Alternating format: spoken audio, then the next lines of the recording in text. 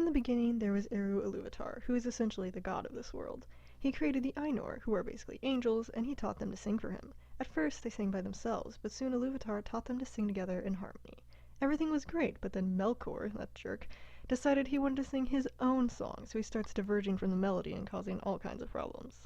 So Iluvatar stands up, and at first he's chill with it. He's like, that was cute, but let's get back on track now. So he starts a new song, and the Ainur try to sing it, but Melkor just keeps on, and it sounds absolutely awful. Iluvatar stands up again, and he's a little more serious now, and he's like, hey, it was fine once, but knock it off. So they start a third song, but once again, Melkor just doesn't quit, and he keeps on blaring his own obnoxious music, and it all sounds terrible. At last, Iluvatar stands up one last time, and now he's ticked. So he makes everyone just shut up completely, and then he says, nice try, Melkor, but in the end, everything comes from me and goes back to me, so even if you want to try to screw it up, you can't. So all the Ainur are a little freaked out, but Melkor is just salty, because you know how he be.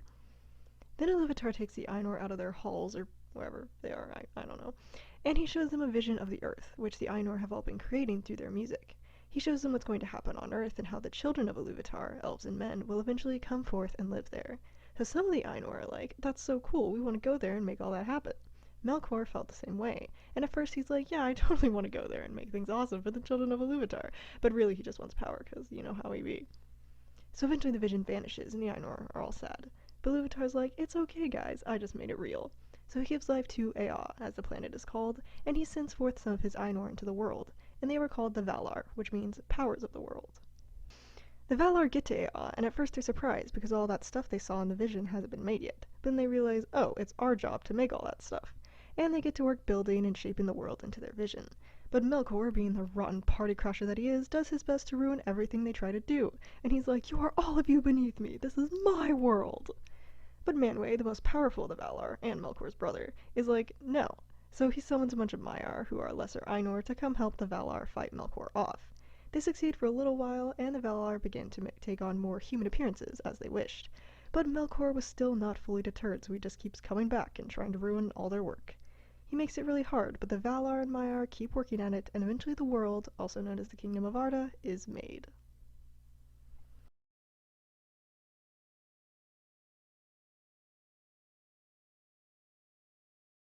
The main purpose of this section is to introduce you to and familiarize you with the Valar and some of the Maiar, so I will do my best to abridge it because it's important. The Lords of the Valar, in order of power, are Manwë, Ulmo, Aule, Orome, Mandos, Lorien, and Tolkis, and the ladies are Varda, Yavanna, Nienna, Este, Vere, Vanna, and Nessa. Manwë Sulimo is king of the Valar, and he loves the wind and the air, and also all swift birds like the eagles. He's called Sulimo because it means Lord of the Breath of Arda. Or is it the breath of the wild? His queen is Varda, the Lady of the Stars. She and Manwë are almost always together, and when they are together, they can see and hear everything. The elves revere Varda most of all the Valar, and they call her Elbereth, a name you may or may not remember if you've read The Lord of the Rings. Ulmo is the Lord of Waters, and he doesn't have a wife. He spends all his time floating around in the ocean and doesn't usually hang out with the other Valar in Valinor, although he is close friends with Manwë. He keeps special watch over Middle-earth, and continued to help them out even later when the elves royally screwed up and all the Valar were mad at them. He's in all the streams and the rivers, so he knows about pretty much everything that's going on in Middle-earth, even more than Manwë does. Aule is a master craftsman, and he has great love for the things of the earth. He is the most like Melkor in that they both have a very strong desire to create, but unlike Melkor, Aule cares more about the process than the result, and he's also very generous. He isn't envious, and he always follows Iluvatar's will. His wife is Yavanna, called the Giver of Fruits, and while her husband loves the earth, she loves all the plants and trees growing out of it. Mandos is the keeper of the houses of the dead. He never forgets anything, and he knows almost everything that is to come. Vere is his wife, and she weaves everything that has happened into webs and hangs them in the halls of Mandos. Lorien is Mandos's brother, and he is a gardener, the master of visions and dreams. His wife is Este, and she is a healer. Lorien and Este's fountains give nourishment to everyone in Valinor, and the Valar often visit them to find rest. Nienna is the sister of Mandos and Lorien, and she spends most of her time in grief, mourning the wounds Melkor has given the earth. She is often in the halls of Mandos, and she provides comfort to those there, because she teaches endurance and wisdom. Tolkis is the physically strongest, so to speak, of the Valar. He loves to run and wrestle and laugh and have a good time. He's not the smartest of the Valar, but he's a good friend. His wife is Nessa, and she similarly loves to run and dance. Orome is a mighty hunter, often visiting Middle-earth from Valinor and riding his horse across the open fields. He loves horses and dogs and blows a thunderous horn. His wife is Vana, Yavanna's younger sister, who makes the birds sing and flowers bloom every time she goes by. Only a few of the Maiar are especially important. Ase and Uinen are husband and wife and vassals of Ulmo, and they possess some power over the oceans. Ase is rather violent and loves to stir up wild storms, but Uinen helps to rein him in, so she is more beloved by mariners. For a time, Ase actually served Melkor, but Uinen helped set him straight and bring him back to Ulmo. Melian is also a Maia, and she'll be more important later, but the wisest of the Maiar, and the one you are probably most familiar with, is Olorin. He was a student of Nienna, learning from her pity and patience, and although he is not a large part of the Silmarillion, you will know him later as Gandalf. Then of course we must speak of the enemies of the Valar and the Maiar, the chief of which is Melkor, or Morgoth, as he will later be called. He was originally one of the Valar, being equal in power to his brother Manwë, inasmuch as the Ainur can have brothers. I really don't know how that works. But because of his greed and malice, he fell and was no longer considered one of them. He desired light, but when he couldn't have it, he turned to darkness, and thus corrupted it. Get used to his ugly mug, because you will be seeing lots of him in the future. Last and definitely least, we mentioned Sauron. He was originally a Maia of Aule, learning from him craftsmanship, but like several other Maiar, he was seduced by how powerful Melkor was. In all of the terrible things that Melkor did, Sauron had at least some small part. If I may quote the book directly, he was only less evil than his master, and that for long he served another, and not himself. So as we mentioned before, the Valar built the earth, and Tolkis chased Melkor off so that he would stop bothering them. And Yavanna has planted all these seeds, so she's like, hey honey, we need some light.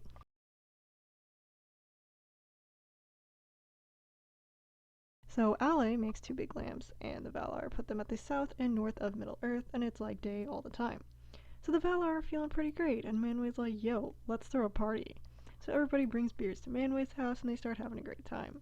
Melkor's like, sweet, they're all distracted. So he sneaks back into Arda and goes to the north and starts building his fortress, Utumno, without any of the Valar realizing. But Melkor just has this thing where he ruins everything all the time, so all this awful stuff starts flowing out of Utumno, and the Valar are like, crap, he's back. So they start looking for him, but they can't find him. So Melkor takes the advantage, and he destroys the 2 lamps, casting Middle-earth back into darkness. As a result, the shape of the earth is changed, so it's never quite the same as when the Valar first made it.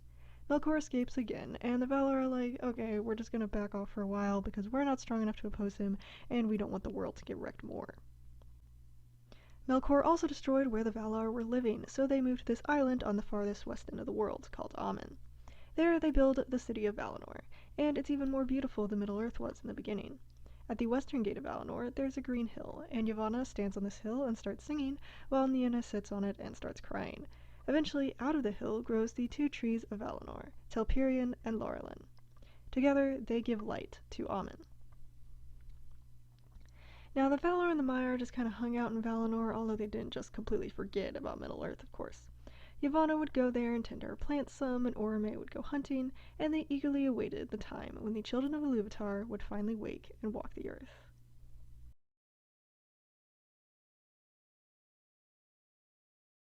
So like I said, the Valar are really excited for the children of Iluvatar to arrive, and Aule is getting impatient. So he goes to Middle-earth and he makes the 7 fathers of the dwarves. They come to life and he's super happy and he starts teaching them to talk and everything, but then Iluvatar is like, and Aule's just like, oh.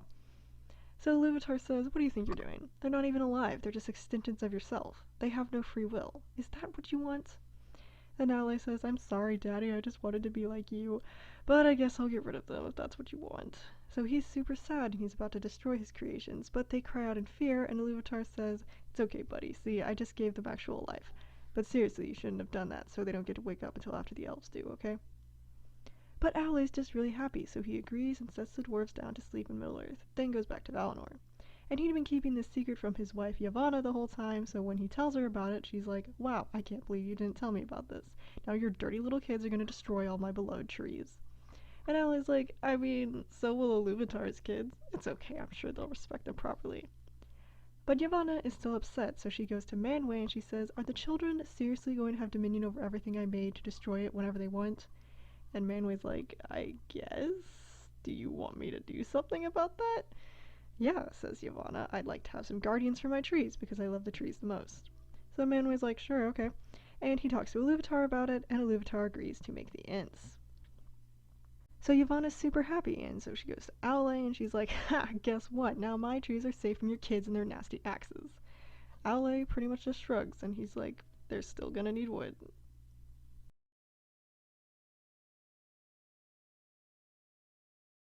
So while Yavanna and Aule were having their marital drama, Melkor is still screwing around over in Middle-earth, and both Yavanna and Orome are like, guys, we gotta do something about this. Iluvatar's kids are coming soon. And Tulkas is like, yeah, let's go punch out Melkor. Amanda says like, just no. We can't do anything about it because the elves have to wake up under the stars because Iluvatar says so. So Varda is like, ooh, and she goes and makes a bunch of new stars just for the elves, and when they wake up, the stars are the first thing they see. That's why the elves revere Varda most over all of the other Valar. For a while, they just chill in the area where they first woke up, but then one day, Orome's out hunting like he does, and he hears the elves singing. So he goes and finds them, and he's like, oh my gosh, they're adorable. I have to take them home. First, the elves are a little freaked out because Melkor's been doing stuff to make them be scared of the giant dude on the horse. Yes, that's right, the horse. The horse that Orome has that has definitely always been visible in these videos. But anyway, Orome is so nice that most of the elves get over it, and they're like, nah, this dude is cool. The rest of them ran away and were probably used by Melkor to breed the foul race of orcs. But the majority make friends with Orome, and he runs back to Valinor and he's like, guys, I found the elves. And all the Valar are like, yo, that's awesome. And finally Manwë says, okay, we gotta take care of the elves, so let's go show Melkor who's boss. And Tulkas is like, yeah, woo! But Aule's like, no, why? We're gonna destroy the earth again. But the Valar go off anyway, and they completely destroy Melkor, and he's like, no, please, I repent. And Manwë is like, yeah, sure you do, off to the dungeon. And Melkor is locked up for 3 ages. With that taken care of, the Valar all get together and decide to try and figure out what to do with the elves. Ulmo and some others are like, let's leave them in Middle-earth and let them live their own lives, but the rest of the Valar still think the elves are adorable and still want to take them home. So finally, Ulmo is overruled, and the elves are summoned to Valinor. And meanwhile, Mandos is just like that one creepy friend in the friend group who's just like, well, we're doomed. But everyone pretty much ignores him. At first the elves are kind of scared, because the Valar are pretty intimidating, but Orome comes and talks to them, and he picks 3 ambassadors to go to Valinor and see what it's like there, and then go back to their people. Ingwe, Fenway, and Elwë all do this, and they come back and they're like, yo, dudes, Valinor is awesome, we should all go. So all of Ingwe's people, and most of Fenway's and Elwë's agreed to go, but some of them are like, nah, we like it here, we're gonna stay. So the 3 groups of elves set out, guided by Orome, but it's a pretty long trip. Ingwe's people, the Vanyar, make it there, and so do the Noldor, Fenway's people. By the way, the Noldor are the most important ones. But Elwë's people, the Teleri, didn't all make it. A lot of them got distracted along the way and ultimately stayed in Middle-earth, and a good chunk of them were dragging their feet the whole way. But ultimately, Elwë never went back to Valinor, and this is why.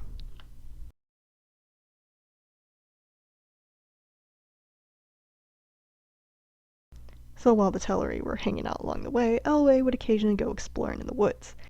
And one day he hears this beautiful singing, and following it he finds Melian, a Maya, who had been in and out of Middle-earth ever since the elves first awoke. Elwë falls head over heels in love at first sight, and they hold hands, and they spend actual years just standing there staring deeply into each other's eyes. Meanwhile, the Teleri are like, holy crap, where did Elwë go? But they never find him, and his brother Olwë ultimately takes over leadership and finishes leading the Teleri to Aman. Some of them still stay behind because they wanted to stay with Elwë, and when he finally wakes up, he becomes their king, and he and Melian were pretty much the greatest rulers in the land. Mostly because they were the only ones, but, you know. These elves became known as the Sindar, the Grey Elves, and they developed their own language separate from their kindred who had gone to Aman. Elwë became known as Thingol in this language, and he and Melian set up shop in a giant forest in the middle of the land that became known as Beleriand. Eventually they gave birth to none other than the fairest child of elves or men, and you'll hear lots more about all 3 of them in the future.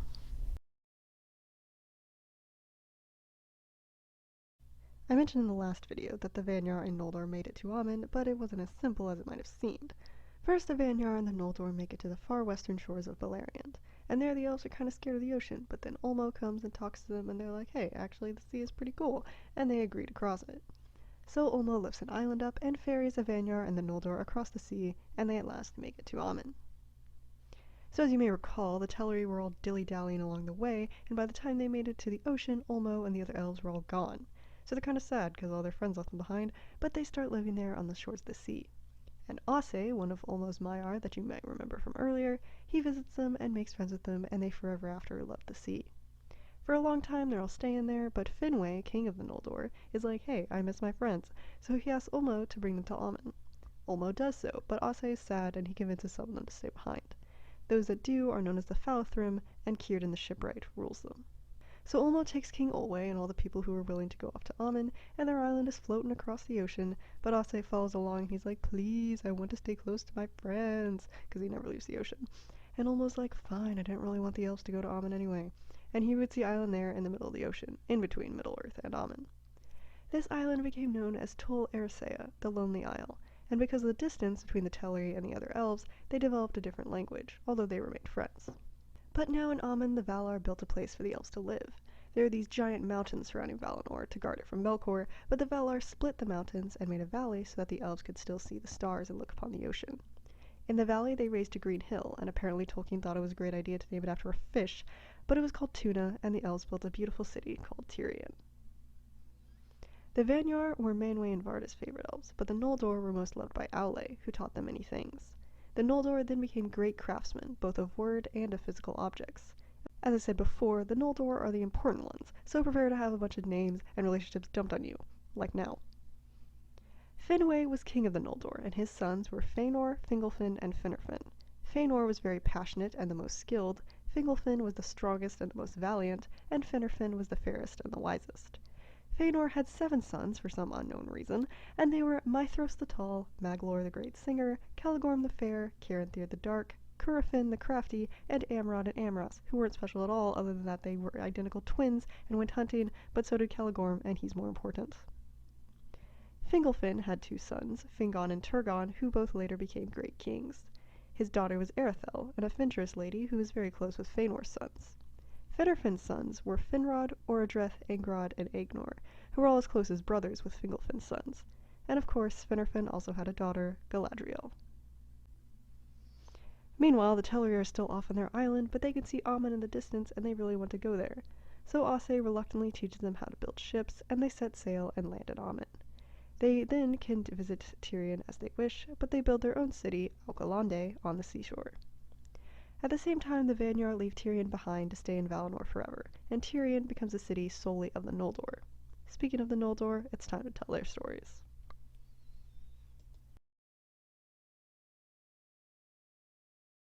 So at this point in time, everything is awesome. All 3 kindreds of the elves are in Amon, and Melkor is chained up, and the best years of everyone's lives happened, whether they realized it or not. King Fenway fell in love with and married Míriel, and she bore him his first son, Fëanor. At first everything is great, but Míriel poured so much of her spirit into Fëanor that she became spent and eventually passed away. Fenway is naturally heartbroken, but soon he moves on and gives all his attention to his son. Fëanor grows up to be the most skilled of all the Noldor, and he makes all kinds of beautiful things, but man if he is not stubborn and proud. He marries Nerdanel, a woman as strong-willed as he is, but eventually she gives up and they never talk anymore. But all 7 of those sons she had were all extremely loyal to their dad, so I guess their relationship didn't affect their kids too much. Now as time went on, Fenway took a second wife, Indis, and she gave birth to Fingolfin and Finarfin. Fenway truly loved his second wife and his later sons, but Fëanor was always his favorite. Fëanor, on the other hand, did not like at all that his father remarried and had more sons, so he did pretty much everything he could to ignore his new family. Meanwhile, Melkor is coming to the end of the time appointed for his imprisonment, so he's taken out and presented before Manwë to be judged again. Melkor sees all the great stuff the Valar have done, and he sees the elves, and he's super jealous, but of course he hides that and pretends that he's changed his ways. So the Valar let him go on parole here in Valinor, and for a while everyone begins to think, hey, maybe he has changed, but Ulmo and Tolkas aren't buying it. Nevertheless, they obey Manwë's judgment, and for a long time Melkor dwelt there among the Valar and the Maiar and the elves, and he actually helped them out. But it all went downhill real fast. So Fëanor is being Fëanor, and he decides he wants to make something extra awesome, so he spends a very long time putting forth all his strength and his skill, and at last he makes the Silmarils. Nobody knows what they were actually made of. They looked like diamonds, but they were far stronger, and in them he captured the light of the trees of Valinor, so that they shone and glowed even in the deepest darkness. So now everyone's like, yo Fëanor, those are awesome, and Varda blesses them so that nothing evil can touch them without being burned, and Mandos foretells that the entire fate of Arda is bound up in them. Melkor sees them and he becomes super envious, so he starts trying really hard to screw everything up. He starts sowing lies among the Noldor to turn them against the Valar and against each other. He reveals to the elves the secret that men are going to one day come to Middle-earth, and he tells them that the Valar want to eventually wipe out the elves so that they can rule the weaker-minded men. Because of Melkor's lies, unrest is spread among the Noldor, and they become all the more prideful and desiring of new lands to conquer. Fëanor, of course, desired this most of all, and he began to love the Silmarils with an even more greedy love than before, hoarding them to himself, so that no matter how hard Melkor tried, he could never get close to them. But Melkor would not give up, so he began to sow seeds of division between Fëanor and his half-brothers, claiming that Fingolfin and Finarfin would try to usurp the throne from Fenway. But he also said to Fingolfin and Finarfin that eventually Fëanor would try to drive them from Tirion, so for the first time the elves started secretly forging weapons to one day use against each other. So Fëanor has a big mouth, and he starts openly talking about rebelling against the Valar and leaving for Middle-earth. Fenway is a little concerned, naturally, so he calls a council of all the lords of the Noldor. Fingolfin gets up and he says, "Hey Dad, you want to do something about our loudmouth brother?" But Fëanor struts in, fully armed, and pulls his sword on Fingolfin, and he's like, "You talking smack about me, bro? Get out." Fingolfin tries to ignore him, and he bows to Fenway and starts to leave, but Fëanor pulls him aside again and points his sword against his chest, and he's like, "Talk bad about me to Dad again, and I'll kill you." Again, Fingolfin ignores him and walks away, but Fëanor did this, in the middle of town, so literally everyone saw. Up to this point, the Valar had been letting the elves do what they wanted, because, free will and all.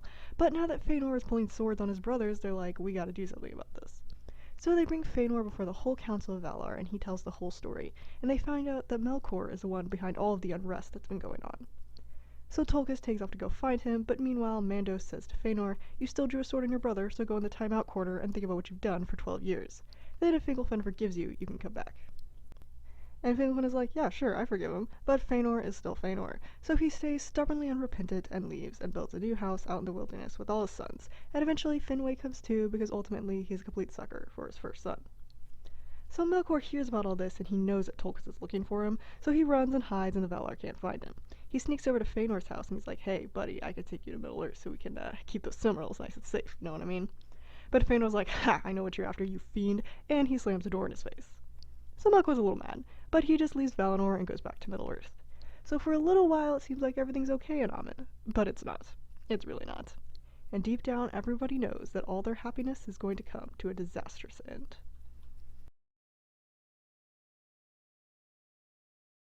So Melkor gets away, and he jukes out all the Valar and Maiar that are looking for him by sneaking back to Amon, and in a dark ravine to the far south of the island, he finds Ungoliant. Nobody knows what she really was, whether she was a Maya or some creature of the void that existed before Middle-earth was made, but she looked like a big ol' spider sucking up all the light that came close to her. She was always hungry and never satisfied.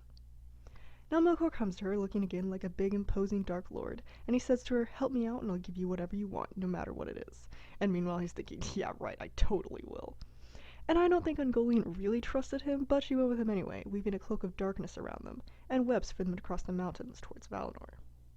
At this time the Valar were partying, again, and just about everyone was there, even Fëanor, because Manwë was like, "Seriously, you have to come."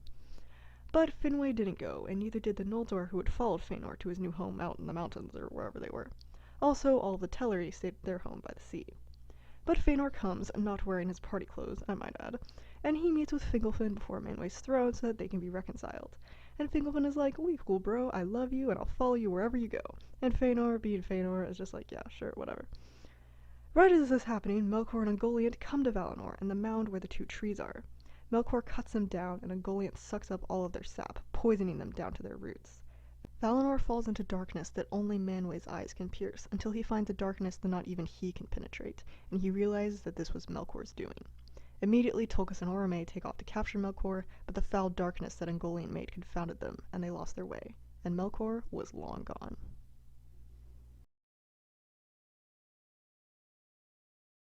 So almost everyone gathers again in Valinor, and it's still dark, but at least they can see the stars again, because Manwë drove away all of the evil vapors that Ungoliant was expelling. Yavanna sees that her beloved trees are dead, and she says to the Valar, "I can't make them again on my own, but Fëanor captured the light of the trees in the Silmarils, so if I had just a little bit of that light, I could remake the trees." So Manwë's like, "Well, Fëanor?" And Fëanor just stands there in silence, and Tolkis is like, "What are you waiting for? Are you going to deny Yavanna the light that she made in the first place?" But Aule is like, "Chill, this is a big thing we're asking." So Fëanor finally speaks, and he says, "Okay, yeah, I could break the Silmarils, but I would never be able to make them again, and I would die of heartbreak. I would be the first elf to die." His mother doesn't count, I guess, because the circumstances of her death were different. I don't know. Regardless, Mandos just says, "Not the first." And everyone's not sure what to say to that, so everyone just stands around awkwardly until Nienna sits down on the mound where the trees were and begins to wash away all of Ungoliant's filth with her tears. Then messengers arrive from Feanora's house, and they bring awful news. Melkor came there, Fenway is dead, and the Silmarils are gone. As you would expect, Fëanor is positively enraged, and he there names Melkor Morgoth, Black Enemy of the World. He immediately leaves in a rage, and Yavanna starts weeping as well, thinking that now the last light of the trees will be swallowed up by darkness and lost forever. Meanwhile, Morgoth and Ungoliant escape to Middle-earth, and although Morgoth tries to escape Ungoliant, he can't, and she's like, "Alright, sucker, time to pay up." And he's like, "You're still hungry, you fatty? I don't owe you anything." But she's like, "Yeah, you do. Give me all those jewels you stole." So he reluctantly gives her a bunch of gems that he took from Fëanor's house, but he's still hiding the Silmarils behind his back. And she's like, "I know you have something behind your back. Give it to me." But he refuses. So she wraps him up in this giant web and makes him scream so loud that his voice never stopped echoing off the mountains, and it could be heard all over Middle-earth. Now, when the Valar had first captured Morgoth, they didn't fully search all of his fortress and find all of the black evil stuff that he had made. So there were a bunch of Balrogs hiding down there, and upon hearing the cry of their master, they come to his aid and drive off Ungoliant. She runs off and dwells in a land which became known as the Valley of Dreadful Death, and has a bunch of disgusting offspring, and nobody knows what happened to her in the end, although some say that she finally devoured herself. So the Silmarils stayed in Morgoth's possession, and he went with his Balrogs to the ruins of his fortress Angband, and he began to rebuild it, raising huge mountains around it. There he continues his work, multiplying his orcs and making all kinds of other nasty stuff. He makes a crown and sets the Silmarils in it, calling himself the King of the World. The Silmarils had burnt his hands forever, and he was never free of their pain, and the weight of his crown eventually became almost unbearable. But so he remained, never coming out from the pits of his fortress, festering his hatred and sending forth his evil spirits into his servants to do his bidding. Meanwhile, back in Aman, all of the Noldor go back to Tirion, and Fëanor has everyone assembled beneath the high court of the king. He declares himself king of the Noldor now that Fenway is dead, and then speaks to all of them, talking trash about the Valar and urging everyone to follow him to Middle-earth in pursuit of Morgoth. Then he and all 7 of his sons swear a terrible oath, an unbreakable one that no one should ever take, swearing by Iluvatar himself. They swore to pursue with vengeance and hatred to the ends of the world any Vala, demon, elf, or man, or any creature, great or small, good or evil, that will ever exist, if they would withhold from them a Silmaril. So now the Noldor are pretty freaked out, and Fingolfin and Turgon, his son, are like, "What the heck are you doing? This is insane." And everyone just starts screaming at each other, but Finarfin and his son Orodroth are like, "Hey, can we all just calm down for a second?" But after a raging debate, Fëanor finally wins out, and the majority of the Noldor agree to follow him, although no one else swore the oath that Fëanor and his sons had taken. Finarfin tries to convince everyone to wait, but nobody listens to him, and they all start getting ready to leave at once. However, even though the Noldor agree with Fëanor, they're pretty reluctant to call him king, favoring Fingolfin instead. So even though Fëanor and his sons and the elves who followed him are in the lead, the greater part of the Noldor are in the back with Fingolfin. Fingolfin really didn't want to go at first, but his son Fingon urged him on, and he was also very reluctant to leave all the Noldor to Fëanor's leadership. He also remembered how he had explicitly said, "I'll follow you wherever you go," so it'd be kind of dumb if he didn't. Finarfin comes too, although he really doesn't want to, and ultimately only a small fraction of the Noldor remain in Tirion. Just as the elves are setting out, a messenger from Manwë comes, and he says, "The Valar won't stop you, but seriously, don't go. Also, you're stupid for swearing that oath, Fëanor, and literally nothing good will come of this. There is no way you can beat Morgoth." But Fëanor just laughs, and he's like, "Yeah, well, at least I'm actually doing something, and the Valar will be shocked to see how much damage I do to Morgoth. Now beat it." So the messenger leaves, and the Noldor set off in earnest, some of them much more willing than others. As Fëanor is leading them, he finally starts thinking, and he realizes that there's no way he can get all of the elves to Middle-earth without a lot of ships, and none of the Noldor know how to build ships. So he goes to the Teleri, and he's like, "Hey guys, come join in my epic quest, and please lend us your ships." But the Teleri are not that impressed, and they try to convince the Noldor to stay. Olwe, the king, is like, "Hey buddy, listen, we know stuff is bad, but the Valar will take care of this. Everything's gonna be fine." But now Fëanor is mad, and he's like, "Well, then I guess we're not friends anymore, although you pack of slackers were awful quick to ask for our help when you got here and we built all your houses for you." Olwe is just like, "Dude, chill, we're still friends. We're just trying to convince you not to make a stupid decision. And also, our ships are as important to us as your jewels, and you can't have them." So Fëanor goes off and sulks for a while, and once he thinks he has enough people, he goes and tries to straight up steal the ships. The Teleri naturally try to stop him, and they start shoving the Noldor into the ocean, but then the Noldor draw their swords and a battle breaks out.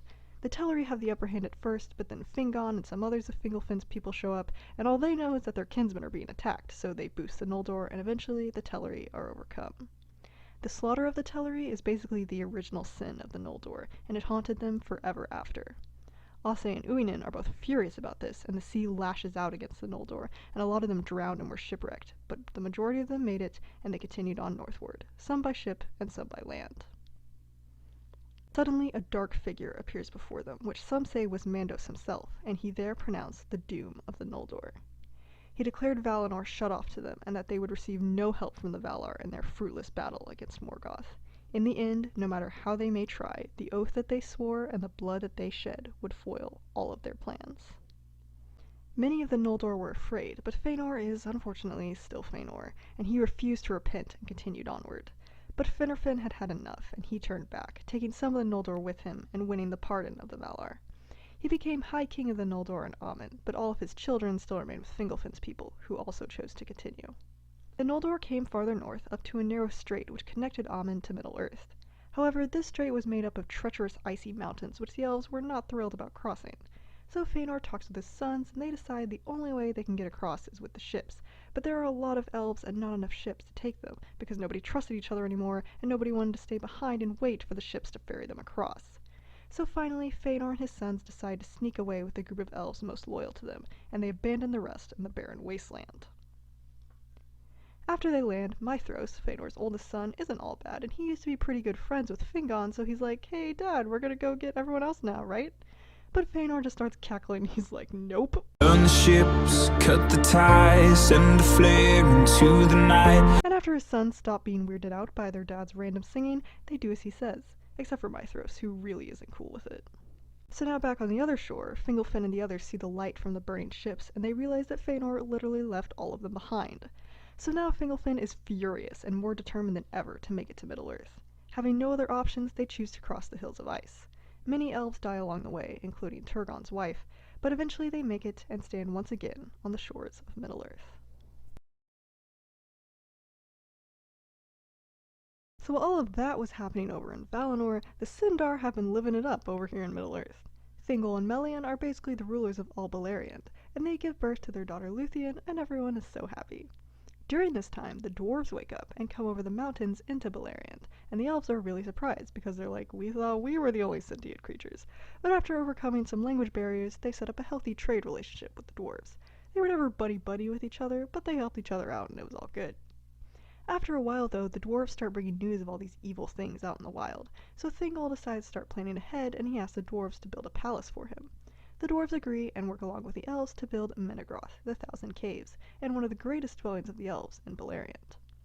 The dwarves also set to work forging armor and weapons, and Thingol stored them all up for later.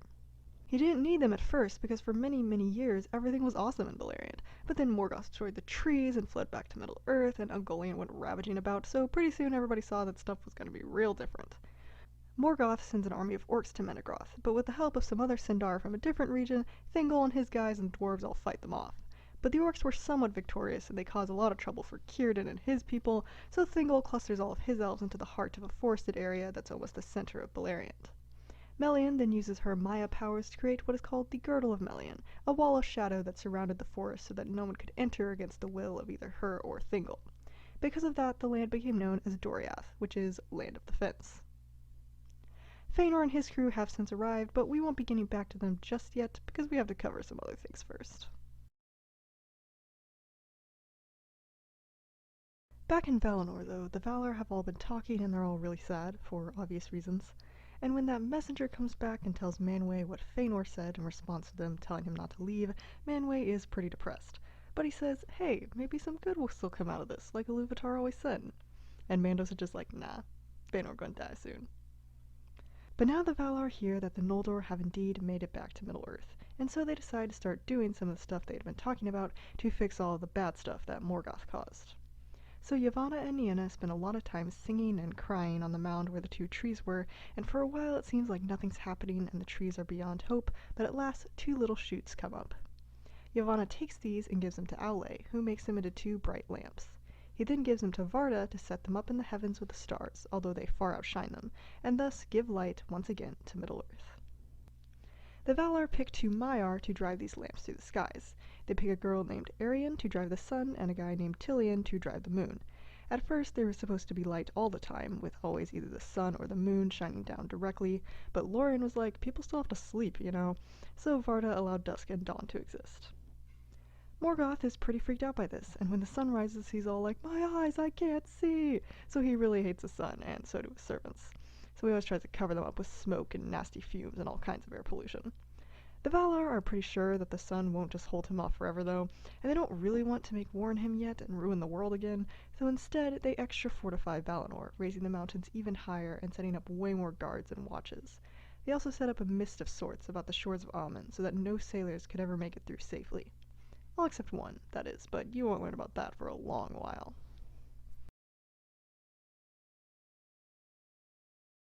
So now that the sun is shining down on Middle-earth, plants begin to grow and all of Beleriand starts to flourish. Also, men finally wake up at the first rising of the sun. They didn't have any Vala to guide them, although Olmo tried to send them a few messages, which they ultimately never fully understood. Eventually, they did meet the elves, but these were the Dark Elves who had never set off on the journey to Valinor, so they were not quite so high, so to speak, as the Noldor or the Sindar. The book then mainly goes on about how men and elves differ, how men are mortal, and that they have a different destiny than elves that stretches beyond the halls of Mandos. See, when elves die, their spirits go to the halls of Mandos, where they wait to be reborn into new bodies. But nobody knows what happens to men when they die. Ultimately, there won't be too many men in these stories, but they're still pretty cool. But by now, you're probably thinking, when the heck are we going to get back to the Noldor? So Fëanor and his crew had made it to Middle-earth before the sun or the moon rose, and not too long after they landed, Morgoth sent a host of orcs after them. The elves utterly destroy the orcs and start chasing them all the way back to Angband, and Fëanor is pretty much just crazy at this point, because, you know, that's what vengeance does to you. A bunch of Balrogs come out of Angband and they start wailing on Fëanor, and they would have killed him right then and there, but his sons come up and drive the Balrogs away. His sons start carrying him back to safety, but after a while, Fëanor's like, stop, I'm about to die. So seeing with the foresight of death, Fëanor realizes that no power of the Noldor is ever going to overthrow Morgoth, but he doesn't care, and as he dies, he curses Morgoth again and tells his sons to stay true to their oath and to avenge him. Then he dies, and his body is instantly cremated because his spirit was just that fiery. Also at this point, the Noldor run into some Sindar, and the Sindar are like, whoa, you guys are so cool, we're so glad you came. And they start telling them about Thingol and stuff, but then a messenger comes from Morgoth acknowledging defeat and offering terms of surrender, even saying he would give up a Silmaril. But Maethros, the oldest son, takes his brothers aside and he's like, obviously Morgoth is lying, but let's pretend we believe him. So they bring an army and Morgoth brings an army, and another battle breaks out and Maethros gets captured. All of his company is killed, but he gets taken alive back to Angband, and Morgoth hangs him up by one hand at a band of steel off the edge of a mountain. He offers him as his brothers as a hostage, but they refuse because they know they can't trust Morgoth, so they just have to leave him for now. Meanwhile, Fingolfin and his crew have finally made it across the ice, and as they start marching across Beleriand, the sun rises and all of Morgoth's folk go running back to Angband screaming like little girls. So Fingolfin and his people all waltz up to Angband and bang on the doors, and they're like, hey Morgoth, we're coming for you! But Fingolfin is actually smarter than Fëanor, so he retreats before anybody gets killed. Then Fingolfin finds the sons of Fëanor, and things are a little tense, you know, because of the whole burn the ships thing, and fighting almost breaks out, but Fingolfin's people way outnumber Fëanor, so the sons retreat and leave the other elves alone. But Fingon, Fingolfin's son, doesn't want there to be division, and he misses Maethros, who used to be his good buddy, so he decides to rescue him. He starts sneaking into Angband, but he can't quite make it inside, so he starts singing a song in defiance. Then suddenly he hears Maethros singing in response, and he climbs up as close as he can to him, but he can't quite reach him. So Maethros begs Fingon to kill him, and Fingon, seeing no other option, draws an arrow and prays to Manwë that it ends Maethros' life quickly. And Manwë answered his prayer, but not quite the way he was expecting. Manwë had sent the race of eagles to keep an eye on the Noldor, and now Thorondor, king of the eagles, swooped down and picked up Fingon and carried him up next to Maethros. Unfortunately, try as he might, there was no way Fingon could get Maethros' hand out of the iron band it was stuck in, so finally he cut his hand off and Thorondor carried both of them away. So eventually Maethros heals, and he's just as good fighting with his left hand as with his right. Everybody's like, wow Fingon, you're awesome, and so the rift between the houses of Fëanor and Fingolfin is made just a little bit smaller. And Mithros even gives up the kingship of the Noldor to Fingolfin to try and apologize for that whole burn the ships. business, although not all of his brothers are entirely on board with that. Thingol, however, is not super thrilled about all these high and mighty Noldor showing up in his territory and thinking about laying claim to it. He refuses to even welcome them into his kingdom, except for the sons of Finarfin because they're actually his grandnephews. Finarfin married the daughter of Olwe, Thingol's brother. Angrod, one of Finarfin's two irrelevant sons, pays Thingol a visit and talks to him about the Noldor, so finally Thingol says, "You guys can have this area, and this area, and this area." I'm not going to bother confusing you with geography. But you can't just waltz in and take whatever you want, because I am the king of Beleriand. Thank you very much.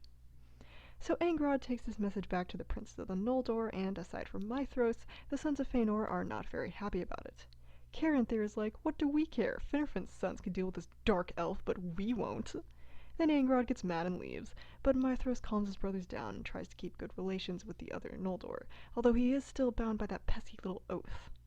So the sons of Fëanor set up a watch against Angband, and for the most part keep to themselves so that there isn't a bunch of infighting between the elves. About 50 years after the first rising of the sun, Turgon goes on a road trip with his good buddy Finrod, and when they sleep for the night, Ulmo gives them dreams which makes them a little uneasy. They both start searching for a safe, guarded place to gather strength, because even though things have been pretty great since the Noldor arrived in Beleriand, Morgoth is still a thing and they want to be prepared. So one time, while Finrod and Galadriel are visiting Thingol, Finrod is like, wow, Menegroth is really cool, and he talks to Thingol about his dreams. Thingol recommends him to the prime real estate in the region of Narog, and there, with the help of the dwarves, Finrod carves out the stronghold of Nargothrond. Because of this, the dwarves give him the name Felagund, Hewer of Caves, and they also make for him the Nauglamir, the necklace of the dwarves, which will be real important later on. Galadriel chooses to stay in Doriath, and there she becomes good friends with Melian and learns a lot from her. Meanwhile, Turgon is thinking a lot about the elven city of Tirion back in Valinor, and after being guided by Ulmo, he finds a hidden valley in the middle of encircling mountains. He then begins to make plans to make a city in the image of Tirion, which he was really beginning to miss. Now Morgoth is like, all these guys are doing is wandering around and building houses, so now's the perfect time to attack. He does so, but he gets utterly wrecked by Fingolfin and Mithros. It was a glorious victory, but the lords of the Noldor aren't entirely stupid, so they set up the Siege of Angband, that lasted 400 years. No orcs dared come out of Angband's gates, but it was impossible to entirely circle the fortress, so Morgoth still found ways to send out his soldiers and spies, and war never really stopped during those few hundred years. At first, Morgoth would send out a larger assault every 100 years, the first time it being a pack of orcs, and the second time as baby dragon, but both times Fingon destroyed them, and Morgoth finally stopped any open assaults for the remaining 200 years of long peace. So all of Beleriand began to flourish, and in many places the Noldor and the Sindar intermingled into one, although they still had their creative differences. The Noldor loved to craft and create, but the Sindar loved to wander and sing.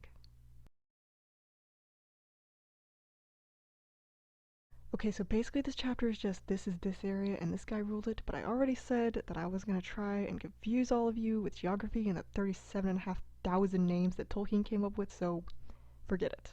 You never remember all of it. We're just going to end it here.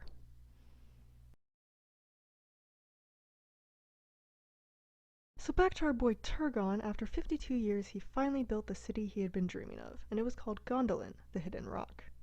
As Turgon is leaving to take all of his people there, Ulmo appears to him and he's like, hey, I know the city is really awesome and all, but don't get too cocky, because you're still under the Doom of Mandos, and in the end, this Noldor's salvation will come from the sea. So he tells Turgon to leave behind a set of armor and a sword in a cave for someone important to find later. So Turgon and all of his hosts come to Gondolin, and over time it becomes one of the fairest cities in all of Middle-earth. Nobody came into Gondolin unwarranted, except for a very select few over the centuries, because the waters were protected by Ulmo and the mountains watched over by Thorondor and the Eagles of Manwë. And if that's not an A1 security service, then I don't know what is. Meanwhile, in Doriath, Galadriel and Melian are hanging out together, and Galadriel tells Melian all about what was going on in Valinor, but she never talks about what happened after the trees were destroyed. But after a while, Melian is like, alright honey, what are you keeping from me? So finally Galadriel tells her about the Silmarils and Fenway's death and why the Noldor left Valinor, although she doesn't mention the oath that Fëanor took, or about how they killed the Teleri, the kinslaying, as it is called. So Melian is like, you're still not telling me everything, and Galadriel's just like, well, that's too bad, because you're not going to hear it all from me. So now Melian goes and talks to Thingol about all this, and he's like, wow, that's crazy, but at least we know we can trust them as allies against Morgoth. And Melian's like, I don't really trust those sons of Fëanor, though. But then they don't talk anymore about it. Over time, however, words of what the Noldor had done before arriving in Beleriand begin to spread among the Sindar, and Círdan learns of the kinslaying and he tells Thingol about it. So at that time, the sons of Finarfin are in Doriath to visit their sister, and Thingol is understandably pretty upset. So to Finrod, he's all like, "How could you do this to me?" And Finrod is like, what did I do?" And Thingol's like, "You literally killed your mother's family." Now, the sons of Finarfin did not actually have anything to do with the kinslaying, but Finrod is reluctant to just throw the rest of the Noldor under the bus, especially since Thingol already didn't like them.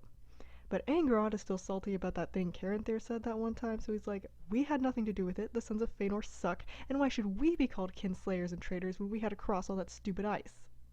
But Melion's like, "The doom of Mandos is still on you though," and Thingol says, "Well, get out, because I'm still mad, but you guys and Thingolfin's sons will be welcome here in the future. But nobody can ever speak the tongue of the Noldor in my presence, and if they do, they will be considered traitors and killers." So the sons of Finarfin leave, and they're all pretty sad, because they can see how Mandos was right, and the kinslaying is going to overshadow them forever. As a result of Thingol's words, Sindarin becomes the main language of Beleriand, although the high speech of the Noldor still lives on as a language of lore. So when Turgon moved to Gondolin, his sister Erethdel went with him. And after spending about 200 years there in the Hidden Kingdom, she began to long for the open fields and forests that she used to go adventuring in. She goes to Turgon and she's like, "Hey, can I leave?" And for a while he's just like, "No," but she's like, "Please." And finally Turgon is like, "Fine. But seriously, you can only go visit Fingon." And Erethel's like, "I'm a strong, independent woman. I will go where I please." But Turgon sends an escort with her, and he's like, "Please don't let her go anywhere but to Fingon, because really there's a lot of nasty stuff out there that she knows nothing about." So they set off and travel for a while, but then Erethel's like, "Hey, let's not go to Fingon. I want to go visit Fëanor's sons because they were my old buddies." And although her escorts try to dissuade her, she just won't be denied, so they try to get to the realm of Celgorm and Currafin. The fastest way there is through Doriath, but Thingol is like, "Nope," so they have to take a different route. Along the way, Erethel gets lost and separated from her escorts, so they have to go back and break the news to Turgon that they lost his sister, and he's pretty bummed out for a long time. But Erethel is still a strong, independent woman, so she makes her way at last to the realm of Celgorm and Currafin. They weren't actually at home, but their people welcomed her, and for a while she was happy to once again roam the forests. But as time wears on and the brothers still haven't come home, she gets restless again and starts wandering farther and farther, until she ends up in an enchanted forest where there lived Eol, the Dark Elf. Once upon a time he lived in Doriath, but eventually he departed to live on his own. He really didn't like the Noldor, but he was much friendlier with the dwarves than any other elf of that time, and as a result he was a legendary smith.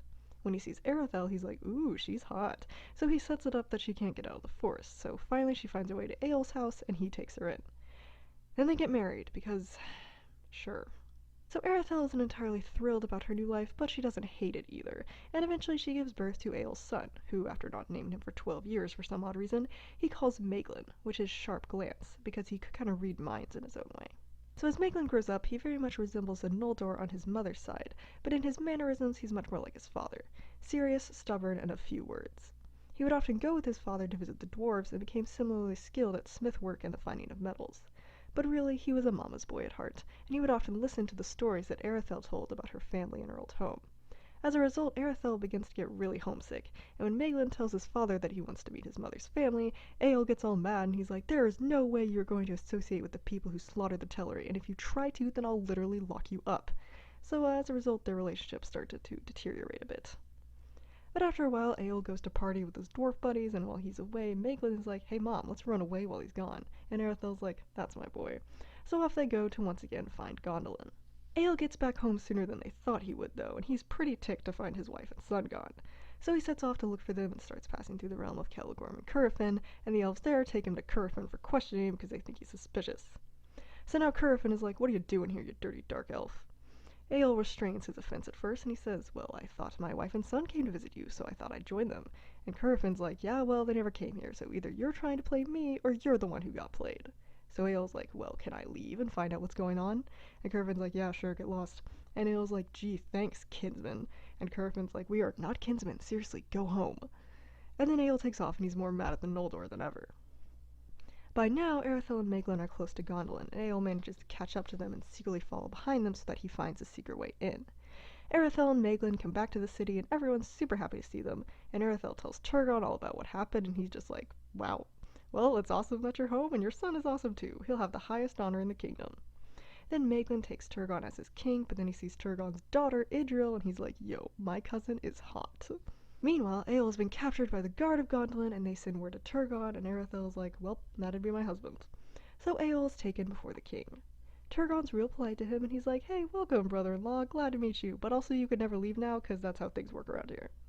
But Eowl's just like, I don't care how things work for you, because this land is the Teleries, but whatever, I just came for my wife and son, I'd like to have them, please.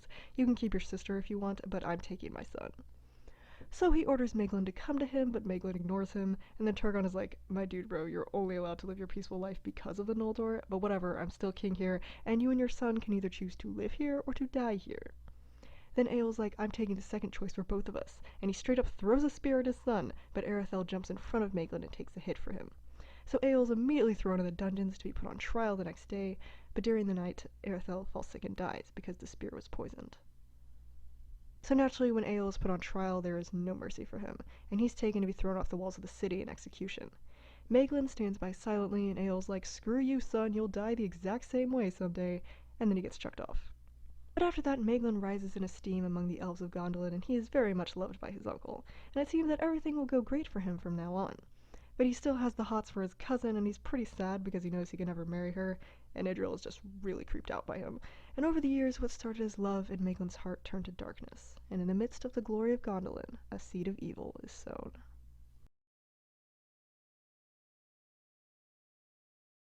So during the siege of Angband, when Morgoth wasn't openly attacking anymore, Finrod decides to go hunting with Maethros and Maglor, Feanora's oldest sons. But he gets bored and wanders off and ends up in the eastern part of Beleriand, close to the mountains, and at night he sees some lights and hears singing. At first he's confused, because the elves in this area don't sing songs around the campfire at night, and he worries that it might be a pack of orcs, but then he realizes that the singers are using a language that he's never heard before. So he sneaks closer and spies on them to find out what's up. As it turns out, it's a group of men, followers of Beor the Old. They had just come over the mountains after spending years wandering in the east, and now they were singing songs and roasting marshmallows to celebrate. Finrod sees them and he's like, oh my gosh, they're adorable. And once they fall asleep, he walks into the camp, picks up a harp that one of them had left out, and begins playing a song of his own. The men all wake up and they're all awestruck because suddenly this beautiful elf is playing music the likes of which they've never heard before. At first they think they're dreaming, but even once they find out they're not, they keep on listening. At first they think Finrod is one of the Valar, who they had heard rumors about in the east, but even though he isn't a Vala, Finrod happily dwells among the men for a while, teaching them the wisdom of the elves and learning their language. After a while, he asks Beor, so where did you guys come from? And Beor is just like, we have seen things, man, and we don't talk about it. So nobody really knows what befell the race of men after their awakening, but we're sure Morgoth did something terrible. Beor then tells Finrod that more men are traveling into the west, and when the Green Elves of this region hear about this, they go to Finrod and they're like, please get these weirdos to leave, because the Green Elves were a bunch of tree-hugging vegans and they did not appreciate the men's lifestyle. So Finrod talks to Beor, and he gathers up all his people, and they move to the northwest. Then Finrod's like, hey guys, I gotta go home, and Beor's like, please take me with you! So Finrod does, and Beor leaves his son in charge and becomes a faithful servant to Finrod for the rest of his days. Soon afterwards, more men come over the mountains into Beleriand, and Fingolfin, as High King of the Noldor, sends out messages saying that the men are very welcome and the Noldor are more than happy to accept them into their lands. Many of the men do so and become loyal subjects to the Elven Lords.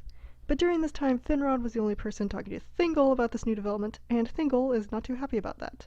He also had bad feelings about the comings of men, so he says that they can't dwell anywhere except in the north, and he also says that no men will ever enter Doriath, no matter who they are. And meanwhile, Melian is just over here like, you just keep telling yourself that, honey. But there is some dissension among the men about Thingol's decree, and some of them don't want to live among the elves, a feeling which Morgoth happily does his best to increase. Some of the men are like, they want us to dwell in the north, but the Dark Lord is in the north. And these others are like, yeah, sure, but he has influence over everything, so it's better to fight him with the elves. And this other guy is like, the Dark Lord doesn't even exist, the elves are a bunch of liars. But then they find out that that guy was a spy of Morgoth, actually, so yeah, the Dark Lord does exist, obviously, but nevertheless some men depart out of Beleriand forever, and they are forgotten. Meanwhile, a group of men called the Halidin are happily living in this one area, ruled by Feanor's son Caranthir, but Morgoth is salty because he couldn't successfully divide elves and men the way he wanted, so he decides to take his anger out on the men. He sends a bunch of orcs to attack the Halidin, and at first they don't have any sort of a leader, but a man named Haldad rises up to unite everyone and push back against the orcs. He also has two children, a daughter named Haleth and a son named Haldar, and they also both fought against the orcs. But in the end, Haldad and Haldar are killed, so Haleth takes up the leadership of the people. Despite her best efforts, the orcs seem to be winning, but then suddenly Caranthir and a bunch of elves show up to drive the orcs away. So now Caranthir is like, hey, these people are actually alright, and he offers Haleth and her people lands of their own if they go farther north. But Haleth is like, I don't need no man to tell me what to do, and she wants to live among other men, so instead they move west to the Forest of Brethil. The Forest of Brethil is actually in Thingol's domain, and he totally would have been like, get out, but Finrod pleaded for the men's sake, and Thingol is like, fine. So Finrod goes to Haleth, and he's like, Thingol says you can dwell here as long as you fight off any orcs that come through. But Haleth is like, my dude bro, if Thingol seriously thinks I'm not going to kill every orc I see after they killed my father and brother, then he's kind of stupid. But nevertheless, the Halfdan live happily in Brethil, and everything's good. So the men are all kind of scattered all over the place right now, but the Elven kings realize that they need to have unity and their own leaders, so they set apart places for men to dwell specifically. The land of Dorloman in the north is given to Hador, who was good friends with Fingolfin. The Beor's people are given their own land in Dorthonion, ruled over by Beor's grandson. Thus the houses of Haleth, Hador, and Beor became known as the three houses of the Edain, which is elf friends. From all of these houses, lots of important people descended, and you'll learn more about them later. So about 400 years have passed since the Noldor laid siege to Angband, and Fingolfin is thinking, maybe we should assault it again, because I don't like just letting Morgoth do whatever he wants in there. But everyone else is like, nah, everything's fine, so they don't do anything. And as it turns out, they totally should have listened to Fingolfin, because one night Morgoth sends a ton of lava flowing out of Angband and fire comes spewing out of the mountains. Glaurung the dragon comes forth as well, having finally grown to his full strength, and a ton of Balrogs and orcs come behind him. The Noldor get wrecked, and the siege of Angband is destroyed in what becomes known as the Dagor Bragollach, the Battle of Sudden Flame. Lots of elves die, and most of the rest flee to Doriath or Nargothrond or the ocean. Angrod and Aegnor, Finarfin's two irrelevant sons, are killed, as well as Bregolas, the lord of the House of Beor. Barahir, Bregolas' brother, is also in the battle, and he saves Finrod's life when he and his company were surrounded by orcs. Finrod then retreats back to Nargothrond and swears an oath of friendship to Barahir, giving him a ring as a token of this promise. Meanwhile, Fingolfin and Fingon are so overwhelmed that they can't help out the sons of Fëanor, who are all getting wrecked. Maethros makes a stand for a while, but eventually all 7 of the brothers are driven out of their lands. When word reaches Fingolfin of how badly things are going, he is done, and he takes off for Angband all alone, overcome with rage and despair. He bangs on the gates of Angband, he's like, Morgoth, you pansy, come out and face me like a man! And Morgoth comes. This was the last time he came out of his stronghold during his wars against the Noldor, and he didn't really want to.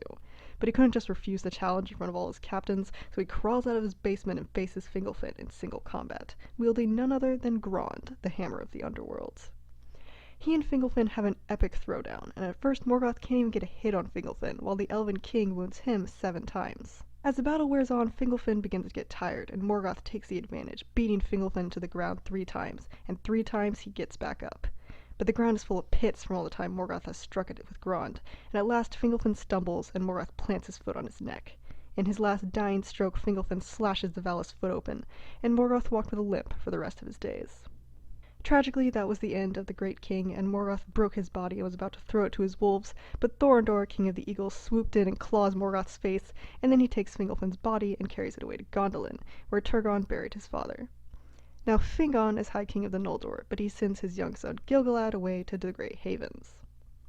Meanwhile, Barahir is doing his best to defend his people in Dorthonion, but Morgoth's forces overwhelm them. The women and children of the House of Beor flee, mingling with the houses of Hador and Haleth, but the men are killed one by one until only 12 remain. Barahir, his nephews Beregund and Belegund, and his son Beren, as well as 9 other loyal men.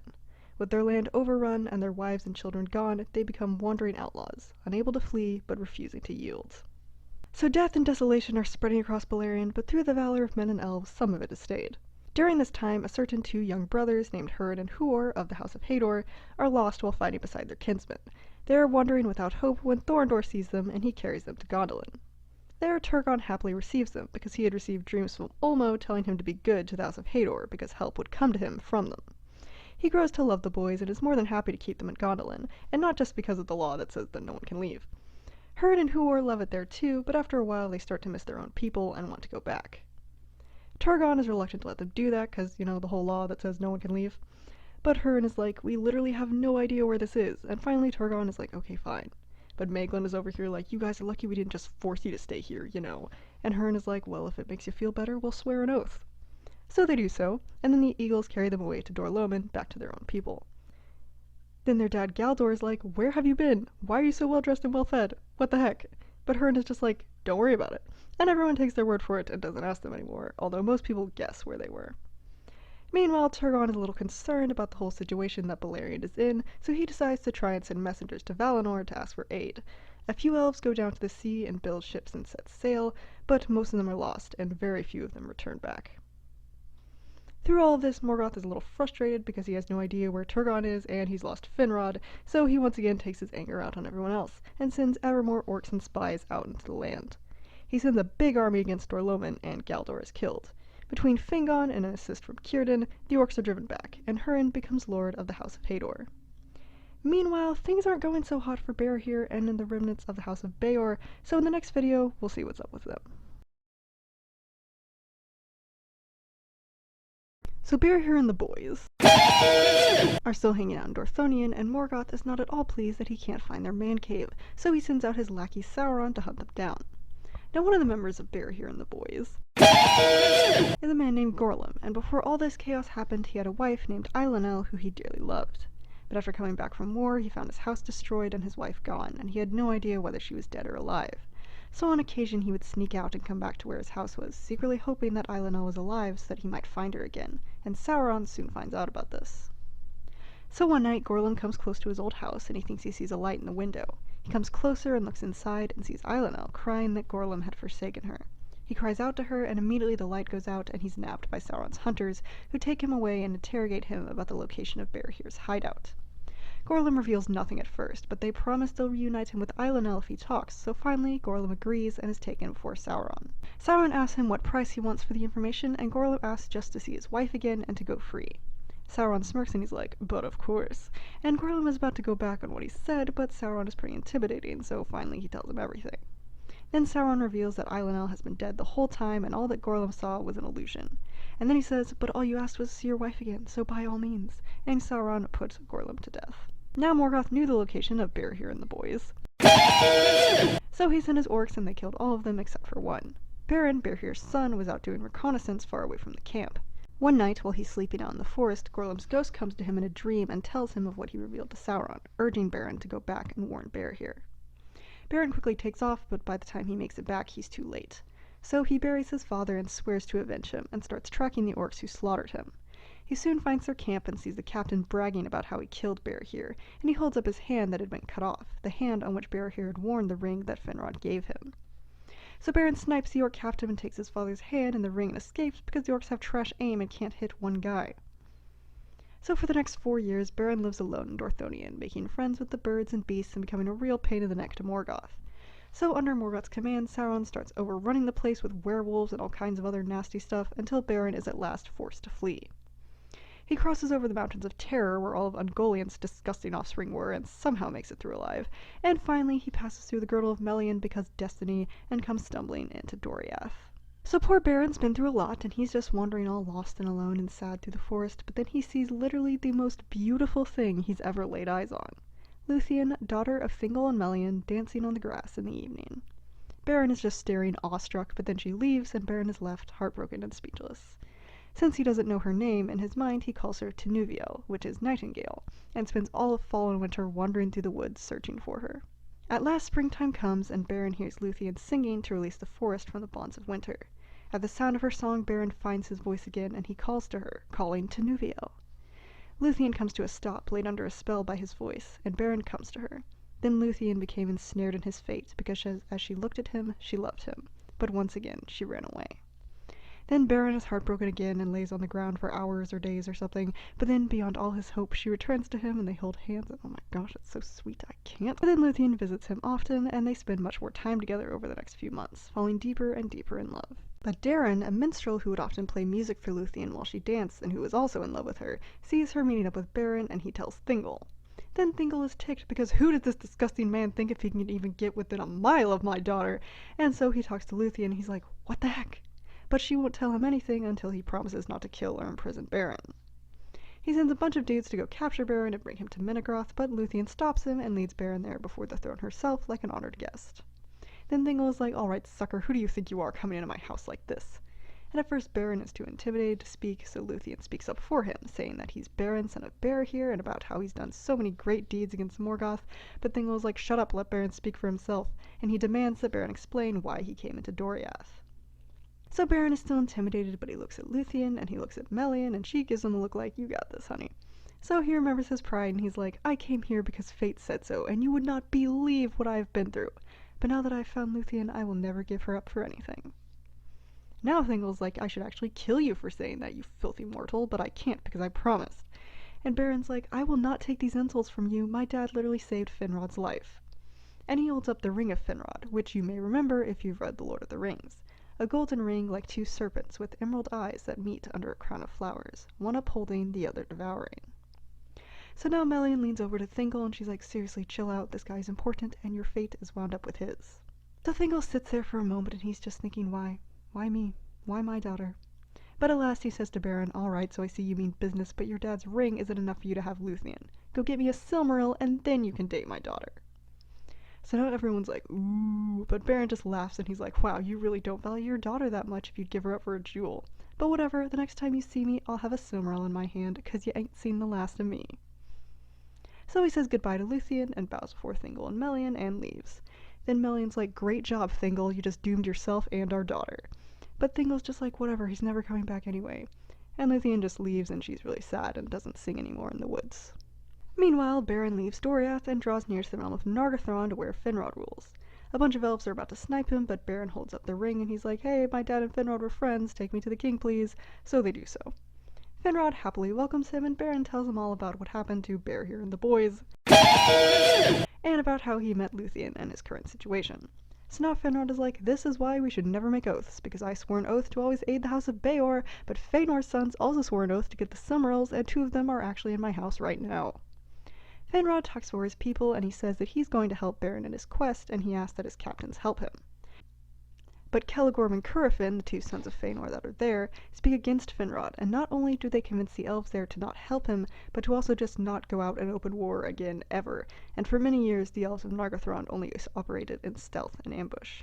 So Finrod takes off his crown, he throws it on the floor, and he's like, well, alright then, you faithless slackers, but I'm still going to hold true to my oath, and if anyone wants to stay loyal to their king, then they are welcome. So 10 guys stand by Finrod, and the chief of them hands Finrod back his crown and asks that he appoint a steward to govern while he's gone. So Finrod puts his brother Orodreth in charge, and Celegorm and Curufin just smirk and leave. So at last Finrod and Beren and their 10 companions set out on the quest of the Silmaril. They ambush a camp of orcs and take their gear, and between that and a spell that Finrod casts, they are disguised as orcs. They pass through a tower, which is like Sauron's base of operations, and he's suspicious of them because they were in an awful big hurry and didn't report what they had been up to. So they're brought before Sauron, and he and Finrod have an epic rap battle, but despite Finrod's best efforts, Sauron wins out. He strips them of their disguises and sees that they're not orcs, but he's unable to find out their names or why they were journeying in the first place. So he throws them in a pit and sends werewolves to pick them off one by one, but nobody talks. Meanwhile, Luthien starts to have a really bad feeling, so she goes and talks to Melian, and Melian tells her that she knows Beren is currently in Sauron's dungeons. So Luthien is determined to go and rescue him, but she asks Daron for help, and he tells Thingol. Thingol is like, nope. So he locks Luthien in her room in a very tall tree just outside of Menegroth, and it seems like there's no possible way she could leave without anyone knowing. But Luthien's a clever one, so she uses her skills to cause her hair to grow very, very long, and then she cuts some of it off and weaves a cloak out of it to conceal herself. With the leftovers, she makes a rope to climb down, and when she lowers it, all the guards fall asleep. So she climbs down, covers herself with her cloak, and sneaks out of Doriath with nobody the wiser. Except for Melian, probably, but if she did know, then she didn't say anything. While this is going on, Celegorm and Curufin are out hunting, and Celegorm has a huge, mighty wolfhound named Huan, who he brought with him from Valinor. Huan comes across Luthien because not even her enchanted cloak could conceal her from his sight and smell, and he takes her back to Celegorm. When Luthien sees that he's a prince of the Noldor and an enemy of Morgoth, she's like, oh, he must be super nice and helpful. So she reveals herself and tells him all about what she was doing. Celegorm immediately starts lusting after her because she's so beautiful, but he pretends to be nice and promises to help her if she returns with him and Curufin to Nargothrond. She does so, but then they lock her up and take away her cloak because now Celegorm's plan is to let Finrod die and become king of Nargothrond, then hold Luthien hostage and force Thingol to let him marry her, clearly he does not know Thingol, and then become the mightiest ruler of all the Noldor, and then go after the Silmarils.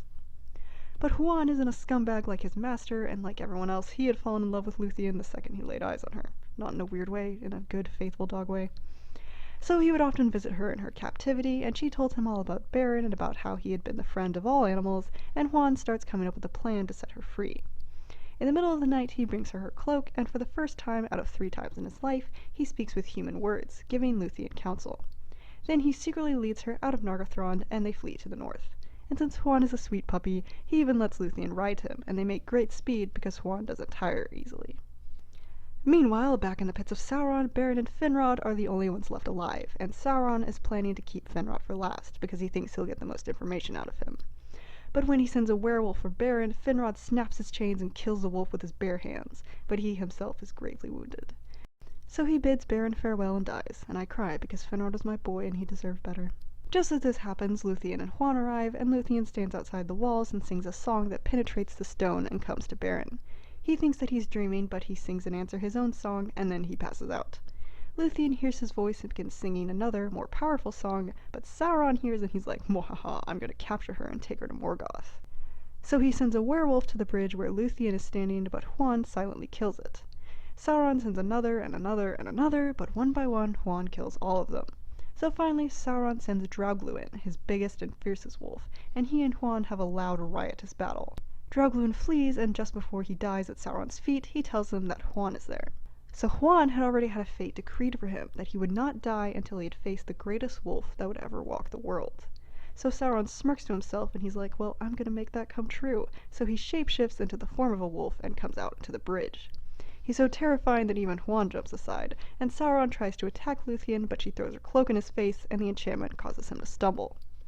Huan takes the advantage and beats Sauron into the ground, and he's got him pinned so good that there's no way Sauron can escape without leaving his body behind. He could do that because he's a Maya. So Luthien comes up and she's like, alright, sucker, you can either leave here as a spirit and go crying back to Morgoth and get tormented by him for all eternity, or you can give me the keys to your home and we'll let you go. So Sauron gives himself up, and Luthien takes control of the tower, and Huan lets him go. Sauron takes the form of a bat and flies away, and then Luthien breaks all the spells on the tower, and a bunch of captives are set free. But Beren doesn't come out, so Luthien and Huan go looking for him and find him in the pit, still mourning beside Finrod's body. At first, Luthien thinks that he's dead, but at last Beren wakes up, and they joyfully reunite. Then they bury Finrod on a hilltop on the island where the tower was, because it was actually Finrod's tower before Sauron took it over, and the place was made green and beautiful again. So now Beren and Luthien are just happily roaming the woods together, but Huan is a good boy, so he returned home to his master Celegorm, although needless to say, their relationship had taken a bit of a hit. Nargothrond is in chaos now because some of the captives of Sauron had returned, and they brought the news of Finrod's death, so now the elves of Nargothrond aren't on Celegorm and Currafin's side anymore. They turn back to the House of Finarfin and become loyal to Orodreth, and he exiles Celegorm and Currafin, declaring that there would be no more friendship between Nargothrond and the Sons of Feyenoora.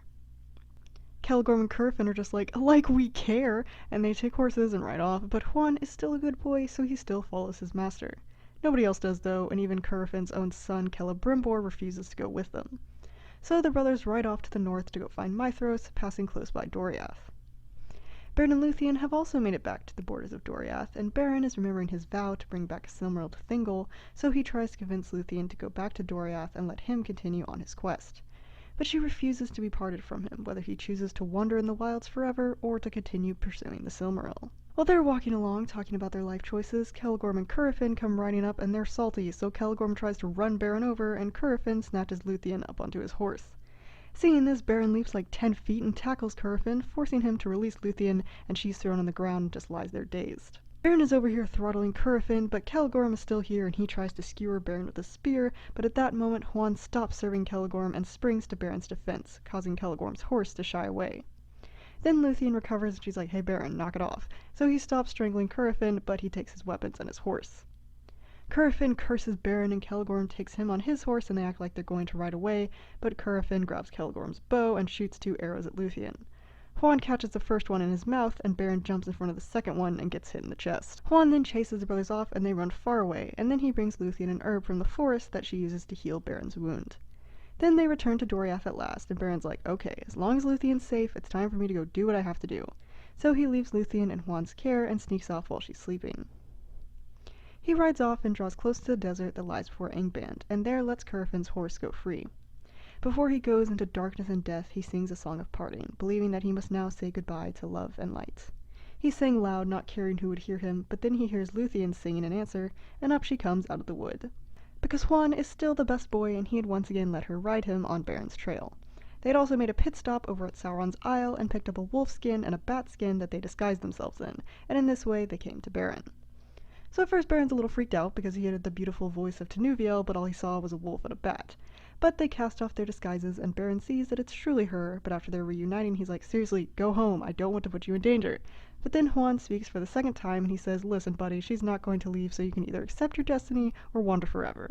And finally, Beren accepts that Luthien is going to stay with him no matter what. Huan also said that he could go no further with them, so Beren takes the wolf skin and is disguised as a werewolf, and Luthien once again disguises herself as a bat. Crossing the long desert, they came at last to the gate of Angband, and they were pretty horrified because lying at the gate was none other than Carcharoth, the greatest and most terrible of all wolves, hand-raised by Morgoth himself. Carcharoth is suspicious of them and denies them access to the gate, but suddenly Luthien is feeling the Maya instinct, so she throws off her disguise and commands him to sleep. Thus do Beren and Luthien make it inside the fortress of Angband, and walking down into the deeps they come before the very throne of Morgoth. Beren snuck beneath it, blending in with all the other wolves, but Morgoth's power caused Luthien to be stripped of her disguise, and she stood exposed before him. But she showed no fear and told him her name, offering her services to him as a minstrel. Then Morgoth started lusting after her, like everyone else, and while he's thinking thoughts of rape, Luthien starts singing a song like no other, so beautiful that even Morgoth is captivated. And now I'm going to quote the book directly because this passage is freaking awesome. All his court were cast down in slumber, and all the fires faded and were quenched, but the Silmarils in the crown on Morgoth's head blazed forth suddenly with the radiance of white flame, and the burden of that crown and of the jewels bowed down his head as though the world were set upon it, laden with a weight of care, of fear, and of desire that even the will of Morgoth could not support. Then Luthien, catching up her winged robe, sprang into the air, and her voice came dropping down like rain into pools, profound and dark. She cast her cloak before his eyes, and set upon him a dream, dark as the outer void where once he walked alone. Suddenly he fell, as a hill sliding in an avalanche, and hurled like thunder from his throne lay prone upon the floors of hell. The iron crown rolled echoing from his head. All things were still. Beren was also put to sleep by Luthien's song, but now she woke him up and he threw off his disguise. Then he pulled out the knife he had taken from Curufin, a dwarven knife that would cut steel like wood, and with it he cut from Morgoth's crown a Silmaril. Now Beren thinks he should go for all three, but as he tries to cut out a second one, the blade of the knife snaps and hits Morgoth's cheek. He stirs and groans, and Beren and Luthien instantly decide to make like bananas and split. As they come to the gate, they are stopped because Carcharoth woke up, and he's furious. Luthien is exhausted after what she just did, but Beren steps out in front of her and holds forth the Silmaril, shining in Carcharoth's eyes. For a moment the wolf is afraid, but he quickly gets over it and promptly om-noms on Beren's hand, biting it off. Instantly the Silmaril starts burning his insides, and Carcharoth takes off howling in agony. All of this racket starts waking up the host of Angband, and Beren is just lying on the ground passed out because his hand just got bitten off, and Carcharoth's bite was also poisonous. Luthien does her best to draw out the venom and staunch the wound, but all of Angband is waking up and it looks like everything's about to go down the tubes. But Huan wasn't just chasing his tail after he left Beren and Luthien, and he had gone about arousing all birds and beasts to give their friend Beren aid. So Thorondor and 2 other eagles come flying over the mountains, and they lift up Luthien and Beren and carry them away back to the borders of Doriath. There the eagles leave them, but Huan comes, and together he and Luthien treat Beren of his awful wound, and after much labor he finally wakes up and is healed, but forever after he was called Urkamion, the One-Handed. So now the 2 lovebirds are more than happy to live together in the wild, but Beren still remembers his vow, and he doesn't think it's right for a princess like Luthien to just live out in the woods. So finally he convinces her to go back home, and together they return to Doriath. Things haven't been so hot in the land of the girdle because everyone's been heartbroken since Luthien vanished. And to make things even worse, Carcharoth comes charging into Doriath, for not even Melion's power could withstand him, and he starts wreaking havoc all through the forest. As this is happening, Beren and Luthien make it back to Menegroth and stand once again before Thingol. Thingol looks at Beren and he's like, wow, you're alive, but he's not happy to see him because it's his fault that a giant wolf is tearing through the forest. But then Beren is like, I'm back and I've come to take what's mine. And Thingol's like, oh yeah, what about your vow? And Beren's like, I've fulfilled my vow, I have a Silmaril in my hand right now. And Thingol's like, you want to show it to me? And Beren shows him his left hand, but it's empty, and then he holds up his right arm and he's like, the Silmaril's in my hand, I just don't have the hand with me. So now Thingol chills out a little bit, and he listens to Beren and Luthien as they tell the story of everything they've been through, and finally he's like, okay fine, this dude's alright. And there Beren and Luthien are married before the throne.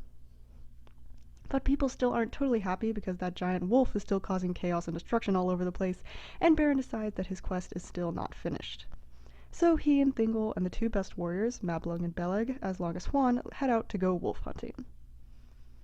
They find Karkaroth by the river, where he had drunk to ease some of the burning inside him. Being a little more sane now, Karkaroth hides from the hunters, but they set up a watch around the area. Finally, Huan gets impatient and decides to take on Karkaroth himself, but Karkaroth dodges him and goes for Thingol. Beren springs to the king's defense and almost gets bitten in half for his trouble. Then Huan attacks Karkaroth and the two have an epic throwdown the likes of which the world has never seen before or since. At last Huan slays the great wolf, but he was mortally wounded, and as he fell beside Beren, he spoke for the last time and bid him farewell before he died. Then Mablung and Beleg show up way too late to help anything, but Mablung cuts Karkaroth's belly open and takes out the Silmaril. He quickly puts it in Beren's hand, who presents it to Thingol before blacking out. They carry Beren and Huan back to Menegroth, and Luthien meets them outside. She kisses Beren and tells him to wait for her beyond the sea, and he looks her in her eyes before he passes. Just as she asks, his spirit lingered in the halls of Mandos, refusing to depart until he saw her again. Luthien's spirit soon fled her body and came to the halls, and she knelt before Mandos and sang to him. Her song was more beautiful and sad than anyone could ever describe, so much so that even Mandos was moved to pity. He summons Beren, and they met again beyond the Western Sea. But even so, Mandos could not change the fate of men or elves, so at last he went to Manwë, and Manwë revealed the will of Iluvatar. He gave Luthien two choices, the first of which was to dwell peacefully in Valinor and forget everything about her past life, but Beren could not come with her. The other choice would be to return to Middle-earth with Beren, but there would be no guarantee of happiness or long life. That was what she chose, and she became mortal just as Beren was. So she was the only one of the elves to ever truly die, and she and Beren have passed beyond the confines of the world, forever in their love joined. Beren and Luthien returned in mortal form to Middle-earth and came back to Doriath, where Luthien healed the grief that had come over her father. But Melian knew that a far greater parting was to come between her and her daughter, and she turned away in sorrow. Beren and Luthien then went forth to the southeast, settling in the green land of Osiriand, and they gave birth to their son, Dior, who became Thingol's heir. Beren never spoke again with a mortal man, and no one saw Beren and Luthien leave the world or knew where their bodies were laid. But during this time, Maethros is feeling encouraged because he hears about what Beren and Luthien did, and he thinks that maybe Morgoth isn't so invincible as he claims. But he knows that Morgoth will easily pick them off one by one, so he endeavors to unite all of the Noldor for a concentrated assault. But because of that pesky oath and all the garbage it had caused, there wasn't as much union as there could have been. Orodreth refused to help any son of Fëanor, thanks to those jerks Celegorm and Curufin, so only a small group went out against his will, led by a prince named Gwyndor who wanted vengeance for his brother. They didn't get much help from Doriath either, because Thingol didn't appreciate the passive-aggressive messages that Fëanor's son sent regarding the Silmaril he now possessed, and he was not eager to give up something that his son-in-law and his daughter had been through so much grief to attain. Maethros just went with it, but Celegorm and Curufin openly vowed to kill Thingol and take the Silmaril if they came back victorious from the upcoming battle. So Thingol fortified his realm, and the only warriors that came were Mablung and Beleg, and Thingol only allowed them to go if they didn't serve the sons of Fëanor, so they joined in with Fingon's people. The dwarves came to help, though, as well as Easterlings who had sworn allegiance to Maethros. Fingon and his elves also came, along with men from the houses of Hador and Haleth, and tidings came to Turgon and Gondolin as well. But Morgoth soon heard of their plans, and he sent many spies among the armies of his enemies to do their dirty work. Maethros' plan was to attack from the east and west and draw out Morgoth's forces, at which point Fingon would come in and they would catch the armies between them. So the day comes, and the sons of Fëanor march on Angband. And as Fingon looks down from where he and all his hosts are stationed, he sees black smoke rising from the mountains of Thangorodrim, and he knows that the challenge has been accepted. He's feeling a little uneasy, even though he doesn't know that Maethros hasn't yet made his assault thanks to the lies of the treacherous men of Morgoth, but suddenly out of the mountains comes Turgon with an army 10,000 strong from Gondolin, and everyone's hearts are lifted. Now Morgoth endeavors to draw out the host of Fingon early and prevent them from joining with Maethros, who is still delayed by his spies. So he sends out a seemingly great force of orcs that's really a fraction of his true power, and they march towards where Fingon is. The Noldor are starting to get a little antsy, and they want to go attack the orcs, but Hurin is like, not yet guys, you know how tricky Morgoth is. So even as time wears on and Maethros doesn't get the signal, and the orcs keep on jeering, and the elves get really impatient, Hurin convinces them to wait. At last, however, riders of Morgoth come forth with a hostage, an elf named Gelmir who had been captured in the Battle of Sun and Flame years ago. They had blinded him, and in the sight of all the elves they cut off his hands and feet, threatening to do the same to the many other captives they had back at Angband. Now it just so happened that Gelmir was the brother of Gwyndor of Nargothrond, and upon seeing this he absolutely loses it, and he and his company charge, cutting deep into Morgoth's host. Now the Noldor could no longer be held back, and as Fingon sounded his trumpets, all of the Noldor came pouring down out of the hills. Their onslaught was so fierce that they almost gained the upper hand. Gwyndor and his men came all the way to the gate of Angband, but they were trapped there, and all of them were killed except for Gwyndor, who was taken alive. Fingon was unable to reach them because Morgoth at last sent out his full host, and the Noldor were beaten back across the plains. So began the Nirnaeth Arnodiad, the Battle of Unnumbered Tears. Fingon tries to retreat, but orcs surround them, and many of the House of Haleth are killed. But then Turgon comes to the rescue because he had managed to hold back most of his people, and he comes to his brother's side. Then at last Maethos' armies arrive and help to push back against the orcs, but then Morgoth pulls out all the stops and sends out Glaurung and a bunch more dragons and balrogs and wolves and all kinds of awfulness. Many of the Easterlings also proved treacherous, and they assaulted Maethos' armies so that now they were being attacked on 3 sides. All the sons of Fëanor were wounded, but they all survived, and fled away to the mountains in the east. The dwarves proved to be the MVPs of the battle because they caused Glaurung to retreat back to Angband, but it wasn't enough to turn the tide of the battle, and they also left as soon as their lord was slain. Now Fingon and Turgon's people, still including the House of Hador, were all that was left. Gothmog, lord of the Balrogs, drove through the battle and ultimately killed Fingon, so the field was lost. But Hurin and Huor and Turgon were still defending the mountain pass, and the forces of Morgoth couldn't make it through. At last Hurin tells Turgon to flee, since he is the last hope of the Noldor, but Turgon refuses at first. Then Huor also urges him, telling him that from his house would come the salvation of elves and men, and even though they would never meet again, from them a new star would rise. So Turgon finally listened to the brothers, and taking his host and what was left of Fingon's people, he retreated back to Gondolin while the House of Hador made its last stand. Many valiant men fell, including Huor, until at last Hurin stood alone. He throws his shield away and grabs an axe and starts hacking at all the orcs around him, and every time he kills one he shouts, "Day shall come again." And after doing this 70 times he is finally beaten down, and Gothmog ties him up and takes him back to Angband alive. This was the greatest victory of Morgoth because it was achieved through lies and treachery. Because of the betrayal of the Easterlings, elves were forever against men, except those of the 3 houses of the Edain. But now Fingon's kingdom was no more, and the sons of Fëanor simply wandered like leaves in the wind. A few of the House of Hellas survived and returned to their home in Brethil, but the House of Hador was destroyed, and Morgoth sent forth his Easterlings to torment their wives and children and take over their land. Now orcs and wolves wandered freely all throughout Beleriand. Doriath remained protected thanks to the Girdle of Melian, and Nargothrond was still hidden, but Morgoth didn't really care because he didn't know much about them and he didn't think that they were important yet. Many of the elves who had survived fled to Círdan's people in the Havens, but Morgoth sent an army after them, and the Havens were ruined. Some of the elves escaped by sea, however, including Gil-galad, the son of Fingon, and they sailed south to an island a short ways off the coast of Middle-earth, making a refuge for anyone who wished to come. Turgon hears about this, and he again sends messengers to Círdan asking him to build ships so that they can ask the aid of the Valar, but none of the elves who set out come back, except for one who was saved by Ulmo and cast on the shore far in the northern coast of Middle-earth. His name was Voronwë, and you'll learn more about him later. So now Morgoth is thinking more and more about Turgon because he's now High King of the Noldor, and Morgoth still doesn't know where Gondolin is. So he brings Hurin before him and demands to know where Gondolin is, but Hurin just laughs in his face. Then Morgoth is like, "You dare to defy me? Sit down and watch all of your loved ones' lives be ruined." And he forces Hurin to see through his eyes. But through it all, Hurin never asked for death or mercy for himself or his children. Also, at Morgoth's command, the orcs piled up all the bodies of the slain in the midst of the desert in front of Angband. The elves called it the Hath in Nirnaeth, the Hill of Tears, but grass grew on it, and alone out of the desert it was green.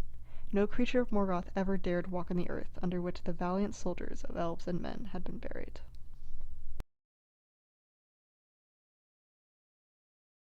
After Huor was killed in the Battle of Unnumbered Tears, his wife Rian fled into the wild and was taken in by a group of grey elves. There she gave birth to her son Tuor, but being desperate for her husband, she left Tuor in the care of the elves and went to look for Huor. She found the Hath in Nirnaeth, the mound on which all the slain were laid, and laid down there and died. Hurin also had a wife, Morwen, and they had 2 children, Turin and Leleith. Turin loved his little sister very much, but she was only 3 years old when a plague came out of Angband, and she died. Turin was 8 years old when the battle happened, and Morwen was pregnant again when the Easterlings came barging into Dorloman and took it over. They oppressed and enslaved the remnants of the House of Hador, but Morwen was so intimidating that none of the Easterlings dared touch her. They were still dirt poor, though, and Morwen was worried that they would eventually take Turin away from her. So she decides to send him to Thingol, because she was Baron's first cousin once removed, and Baron and Hurin had been friends once upon a time. So off Turin goes, accompanied by 2 old servants, and there began the incredibly tragic story of his life. Not long after Turin had left, Morwen gave birth to a baby girl, and she named her Nienor, which is morning. Then Turin and his companions arrived in Doriath and were met by Beleg. Beleg took them to Thingol, and Thingol happily received Turin, taking him in as his own foster son, because his attitude towards men had finally chilled out. He then sent messengers to Gorlam inviting Morwen to come join her son, but Morwen, being the strong, independent woman that she is, refused to leave her home behind.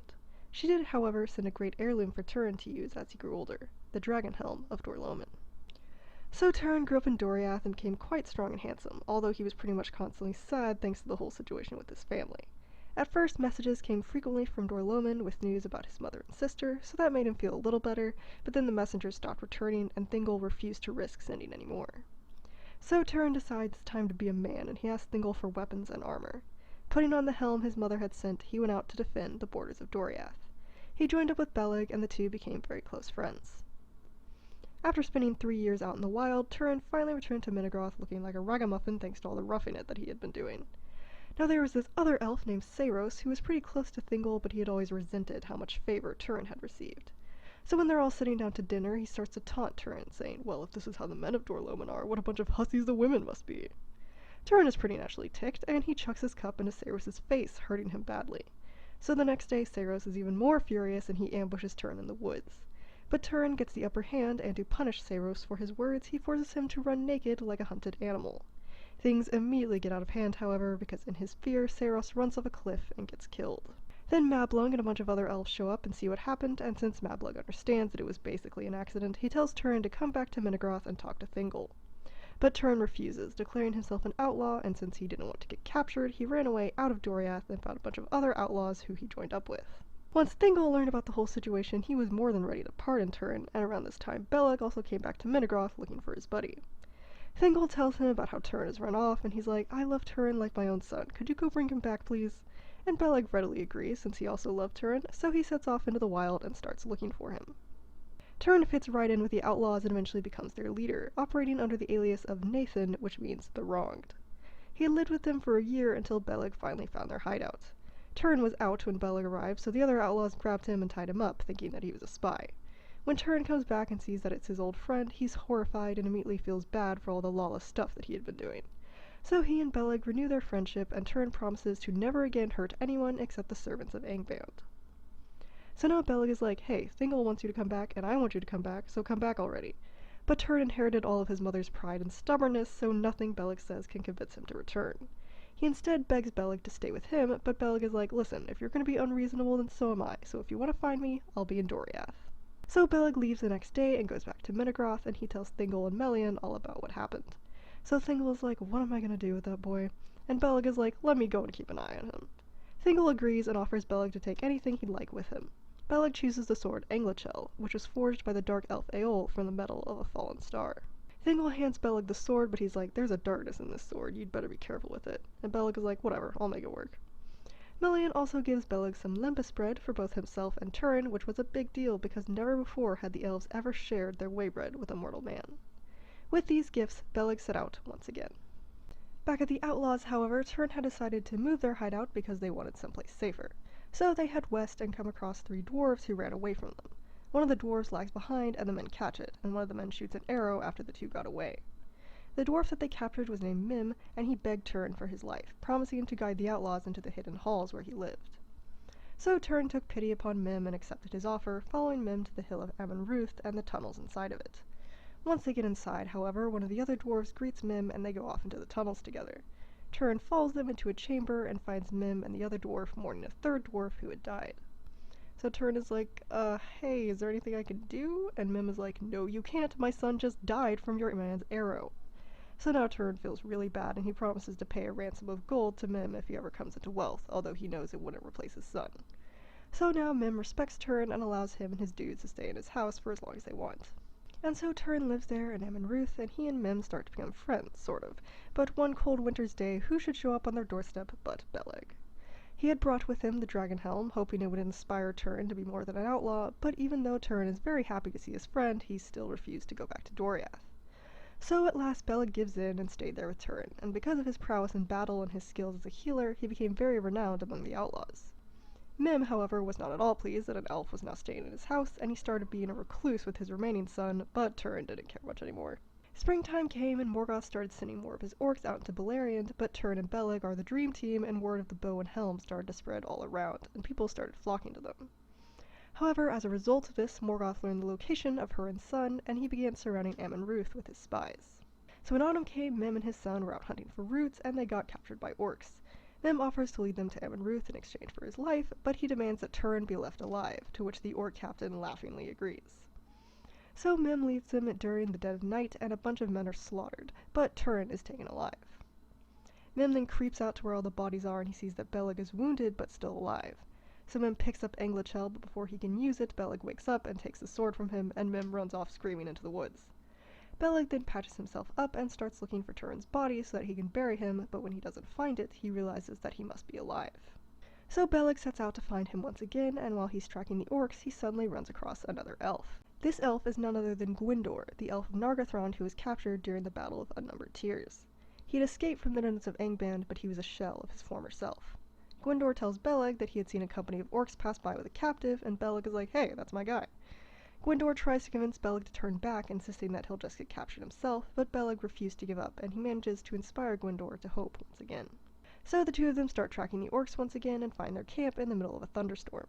Beleg snipes all the wolf sentinels and they sneak in, finding Turin bound and unconscious. Beleg and Gwyndor finagle him out of the camp and lay him down a little ways away. Beleg uses his sword to cut Turin's bonds, but the blade slipped and pricked Turin's foot. He wakes up suddenly, and all he sees is someone leaning over him with a sword, so he attacks Beleg and takes his sword, killing him. Lightning strikes and lights up the clearing, and Turin realizes what he's done. Despite Gwyndor's attempts to get him to move and flee, Turin stays beside Beleg's body, silent and unmoving. Morning comes and the orcs go back to Angband, believing that all trace of Turin's escape would have been washed away in the storm. Gwyndor finally manages to rouse Turin, and they bury Beleg with his bow, but Gwyndor took Anglachel and the Limbus bread with them. He then began to lead Turin to safer lands, but Turin never spoke, blindly following wherever Gwyndor guided him. At last they reached the pools of Ivren, a lake which was guarded from defilement by the power of Ulmo. Turin drank from the pool and was finally able to grieve, singing a song in remembrance of his dear friend. Gwyndor then handed Anglachel to Turin and tells him his name, promising to guide him to Nargothrond. Since Gwyndor was in the dungeons of Angband, Turin asks if he ever saw Hurin. Gwyndor says, no, I didn't, but I heard a rumor that Morgoth has laid a curse on all his kin. And Turin says, yeah, no kidding. Then they journeyed down south to Nargothrond and were captured by scouts, and thus came inside the stronghold.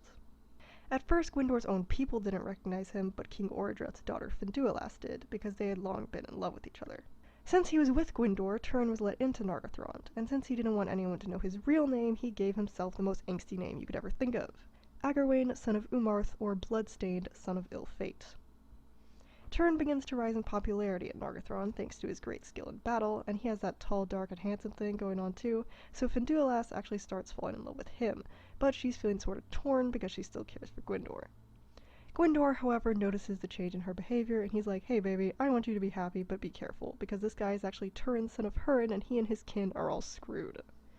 But all Finduilas says in response is, it doesn't matter, he will never love me anyway. Eventually, however, she tells Turin about this, and he goes to Gwyndor all like, hey bro, I thought we had something special, why you gotta go and summon my doom onto me? And Gwyndor's like, buddy, the doom is on you whether people know your name or not. Once Orodreth learns of Turin's true identity, though, he just honors him more, since the great feats of Hurin were very well known. Turin then convinces Orodreth to stop all the sneaky stabby attacks that they had been doing, and to march openly to war once more. All the orcs and evil things are driven out to the realms surrounding Nargothrond, but as a result, Morgoth finally discovers where it is. Meanwhile, Morwen and Turin's sister Nienor have finally come to Doriath, only to find that Turin wasn't even there, but they stay there as guests of Thingol and Melian nonetheless. Then two messengers come to Nargothrond bringing news of a gigantic host of orcs that Morgoth is sitting in their way, led by Glaurung the dragon. The smart thing to do would have been to shut themselves up in Nargothrond and hold out, but Turin wants to go out in the open and fight like a man, so Orodreth agrees and the armies of Nargothrond march out to battle. As it turns out, Morgoth's army is freaking huge, and all the elves of Nargothrond get wrecked. Orodreth is killed and Gwyndor mortally wounded, but Turin carries him away from the battle and he's like, I got you homie, we'll get out of this, but Gwyndor is like, it's too late bro, I love you, but I also kinda regret saving you, so go save my girlfriend at least. So Turin runs back to Nargothrond, but the orcs and Glaurung are already there, taking over the place. Glaurung comes out the doors and he's like, sup, and when Turin tries to attack, Glaurung puts a spell on him, freezing him in place. Then Glaurung is like, you suck in just about every way possible, and you know what? Your mom and sister are living in misery while you've been living like a prince. Your father would be so disappointed. Since Turin is trapped under the dragon's spell, he's just like, wow, I do suck. And then all the orcs go by, dragging Fenduilas with them. She cries out to Turin, but he isn't able to do anything, and she gets taken away. Finally, Glaurung releases Turin from his enchantment, and he's like, see, look how merciful I am. Go on and run home. And Turin, believing the dragon's lies, takes off for Gorlam to supposedly save Morwen and Nienor. He gets to Gorlam, but sees that Morwen's house is empty, and nobody knows where she's gone except for Aerin, Morwen's cousin. Now Aerin had been married to Brada, the Easterling lord, so Turin barges into their house and demands to know where Morwen is. Aerin explains that they went to Doriath, and Turin finally realizes that Glaurung was lying. Now thoroughly ticked, he kills Brada and a bunch of other Easterlings and then flees out of Gorlam, once again a hunted man. He considers going to join his mother and sister, but he decides to leave them safely in Doriath and not trouble them with his seemingly cursed presence. So instead he goes looking for Fenduilas and comes to the woods of Brethil. He meets some of the men who live there, remnants of the House of Haleth, and he rescues them from some orcs. They ask him to come back with them, but Turin says he's looking for Fenduilas. Dorlas, the leader of the men, tells him that the men of Brethil tried to save the captives of Nargothrond, but they did not succeed, and Fenduilas is already dead. Turin demands to see her grave, and while he's mourning her, Dorlas and the others put two and two together and realize that this must be the legendary Black Sword of Nargothrond, aka Turin, son of Hurin, so they take him back home. The ruler of the men of Brethil was a gentleman named Brandir, who had been lame since childhood and had no desire for war. When he sees Turin, he gets a real bad feeling, but he feels sorry for him, so he takes him in. Turin then decides to stay and live with the men of Brethil, hoping he can leave his past behind him. As a token of his new life, he gives himself the most edgy name you could ever think of, Turambar, Master of Doom. Back in Doriath, news has come of the ruin of Nargothrond, and it becomes known that Turin was there, but nobody knows whether he's now dead or alive. Morwen is naturally distraught, and despite Melian's protests, she takes off to go find him. Fingal sends Mablung an escort of elves after her, but they tell Nienor that she has to stay behind. Nienor, however, is a strong, independent woman, so she disguises herself and sneaks into Mablung's company. They find Morwen and try to convince her to come back, but she refuses, and then they find out that Nienor is there, and Morwen tries to convince her to go back, and finally Mablung is like, I cannot deal with you people, we're all just going. So they draw close to Nargothrond, and Mablung goes ahead with some scouts, but Glaurung becomes aware of what they're doing, so he heats himself up and jumps in the river, making a bunch of steam that blinds Mablung and his company, getting them completely lost. Then Glaurung makes his way towards the hill where Morwen, Nienor, and some guards are waiting. The guards see him coming, and they're ready to cut and run, but his steam comes up and everyone gets separated. Morwen vanishes into the wild, but Nienor makes her way back to the rock. And who should be waiting for her but Glaurung? They have a really intense staring contest, but Glaurung wins out, putting a spell on her that was similar to what he did to Turin, but in her case he just erases her memory and keeps her from moving or speaking or seeing or hearing or anything. In this state, Mablung finds her, and he tries to safely lead her back to Doriath, but they get attacked by orcs, and Nienor runs into the wilderness. Being unable to find Morwen either, Mablung is forced to return to Doriath without either of them. Nienor's flight finally brings her to Brethil, where Turin finds her naked in the woods. He doesn't know her since he had never seen his sister, but he takes her in and cares for her. Since she couldn't remember anything, including her own name, Turin calls her Niniel, Tear Maiden, for how she was weeping when he found her. She comes to live with the people of Brethil, and they teach her how to speak again, and Brandir heals her when she falls sick of a fever. He falls in love with her, but she's in love with Turin because she doesn't know that that's her brother, and he starts falling in love with her too. Brandir tells Nienor not to marry Turin because he has a really bad feeling, but eventually they get married anyway, and Nienor gets pregnant because... Alright. Then Glaurung shows his ugly mug again, and all the people of Brethil look to Turin to protect them, because a lot of them had started to respect him more than they respected Brandir. So Turin devises a plan to take the dragon down and leaves out, accompanied by Dorlas and another man, Hunthor. Nienor is feeling really anxious and stressed out, so she finally takes off after Turin, and several others follow her. Brandir is like, oh my gosh you guys, this is stupid, stop, but nobody listens to him, and finally he's like, screw you all, I'm done being your ruler. And having nothing left but his love for Nienor, he tries to go after her, but thanks to his bum leg, he falls behind. Turin finds out that Glaurung is on a cliff on the other side of a gorge, and he decides to cross over the rapids to go get him. He and Hunthor make it across, but Dorlas chickens out and hides in the woods. While Turin and Hunthor are climbing up the cliff, a stone falls and kills Hunthor, but at last Turin makes it up and drives his sword all the way into Glaurung's belly. Glaurung screams and thrashes about all over the place, throwing himself all the way across to the other side of the gorge. Turin crosses the river again, wanting to get his sword back, and before he pulls it out, he's like, "Yeah, take that, you ugly worm, that's what you get for ruining my life." He yanks out the sword, but a spurt of blood comes with it, and it burns Turin's hand. Then Glaurung opens his eye and literally death glares him, causing Turin to pass out.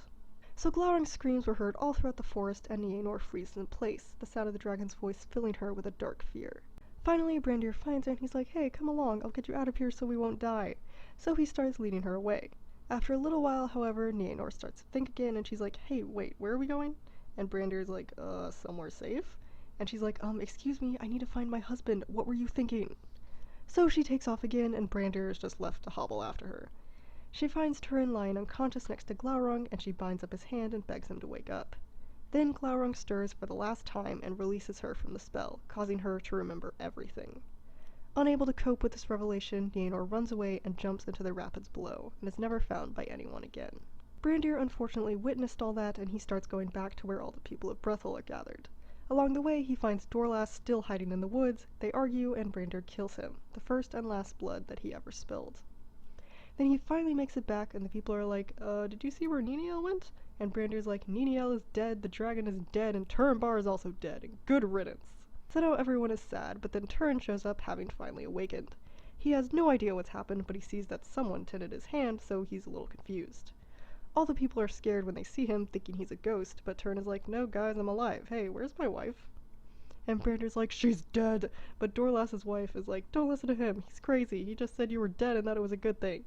So now Turin is angry, and he and Brandir start yelling at each other, and Brandir is like, "She was your sister, you sicko, Glaurung was right, you are cursed." And Turin's like, "Shut up, you liar!" And he kills Brandir, then runs off into the woods. He comes to Finduilas's grave, and he's just questioning his whole life, unable to decide whether he should go to Doriath or just go and find death in battle. Then who should stumble across him but Mablung and pals, and Mablung is like, "Hey man, you're alive, it's great to see you!" But Turin is like, "Shut up, just tell me where my mother and sister are." Mablung reluctantly tells Turin the truth, that Morwen was lost in the wild, and that Nienor had lost her memory before she also disappeared. And Turin realizes that Brandir was telling the truth, and he just murdered a man for no reason. And also he was married to his sister. So he just starts laughing like a crazy person and runs off. The elves try to follow him, but he completely outruns them. Finally he comes to the cliff where Nienor jumped, and he takes out his black sword and stabs himself. Mablung and the others find him, and some of the men of Brethil show up too, and once everyone knows the whole truth, they're all horrified.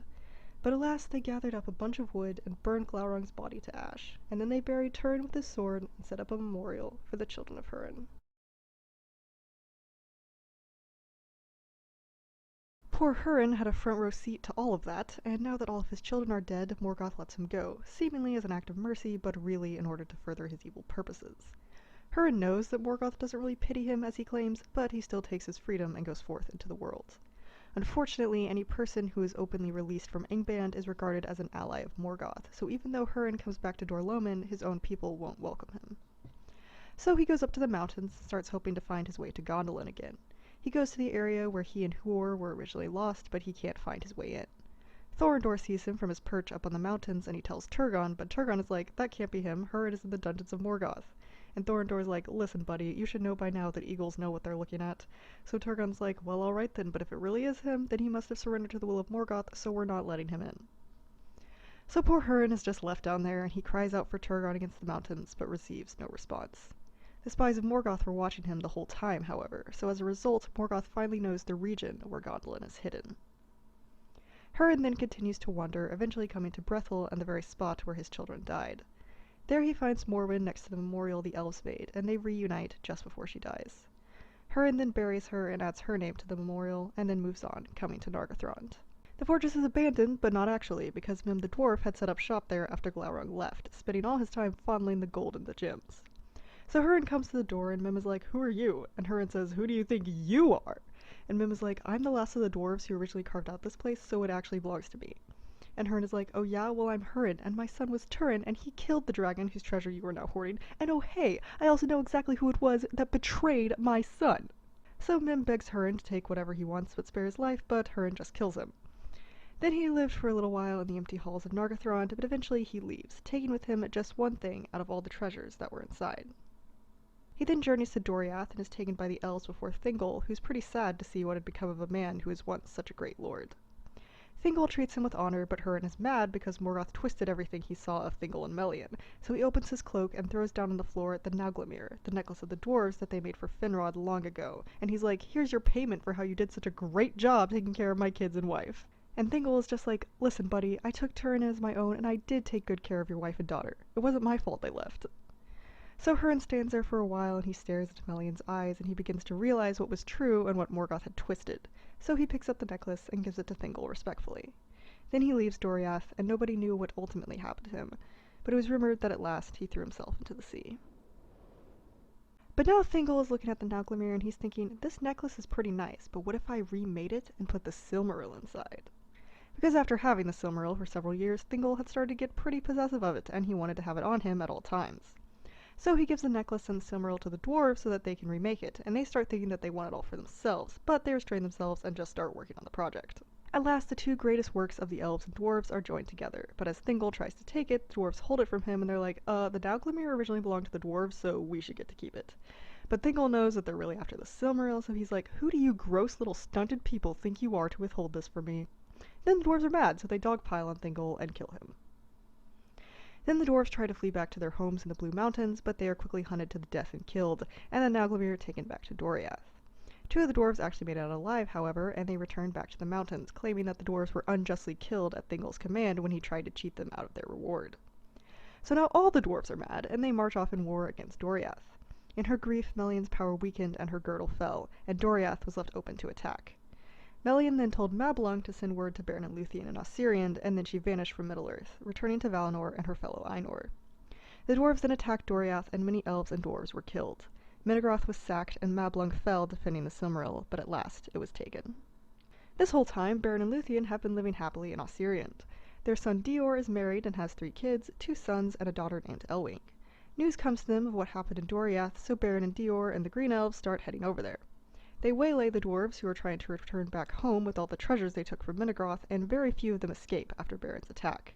He wins back the Nauglamir from them, and thus beholds again the Silmaril he had cut from Morgoth's crown.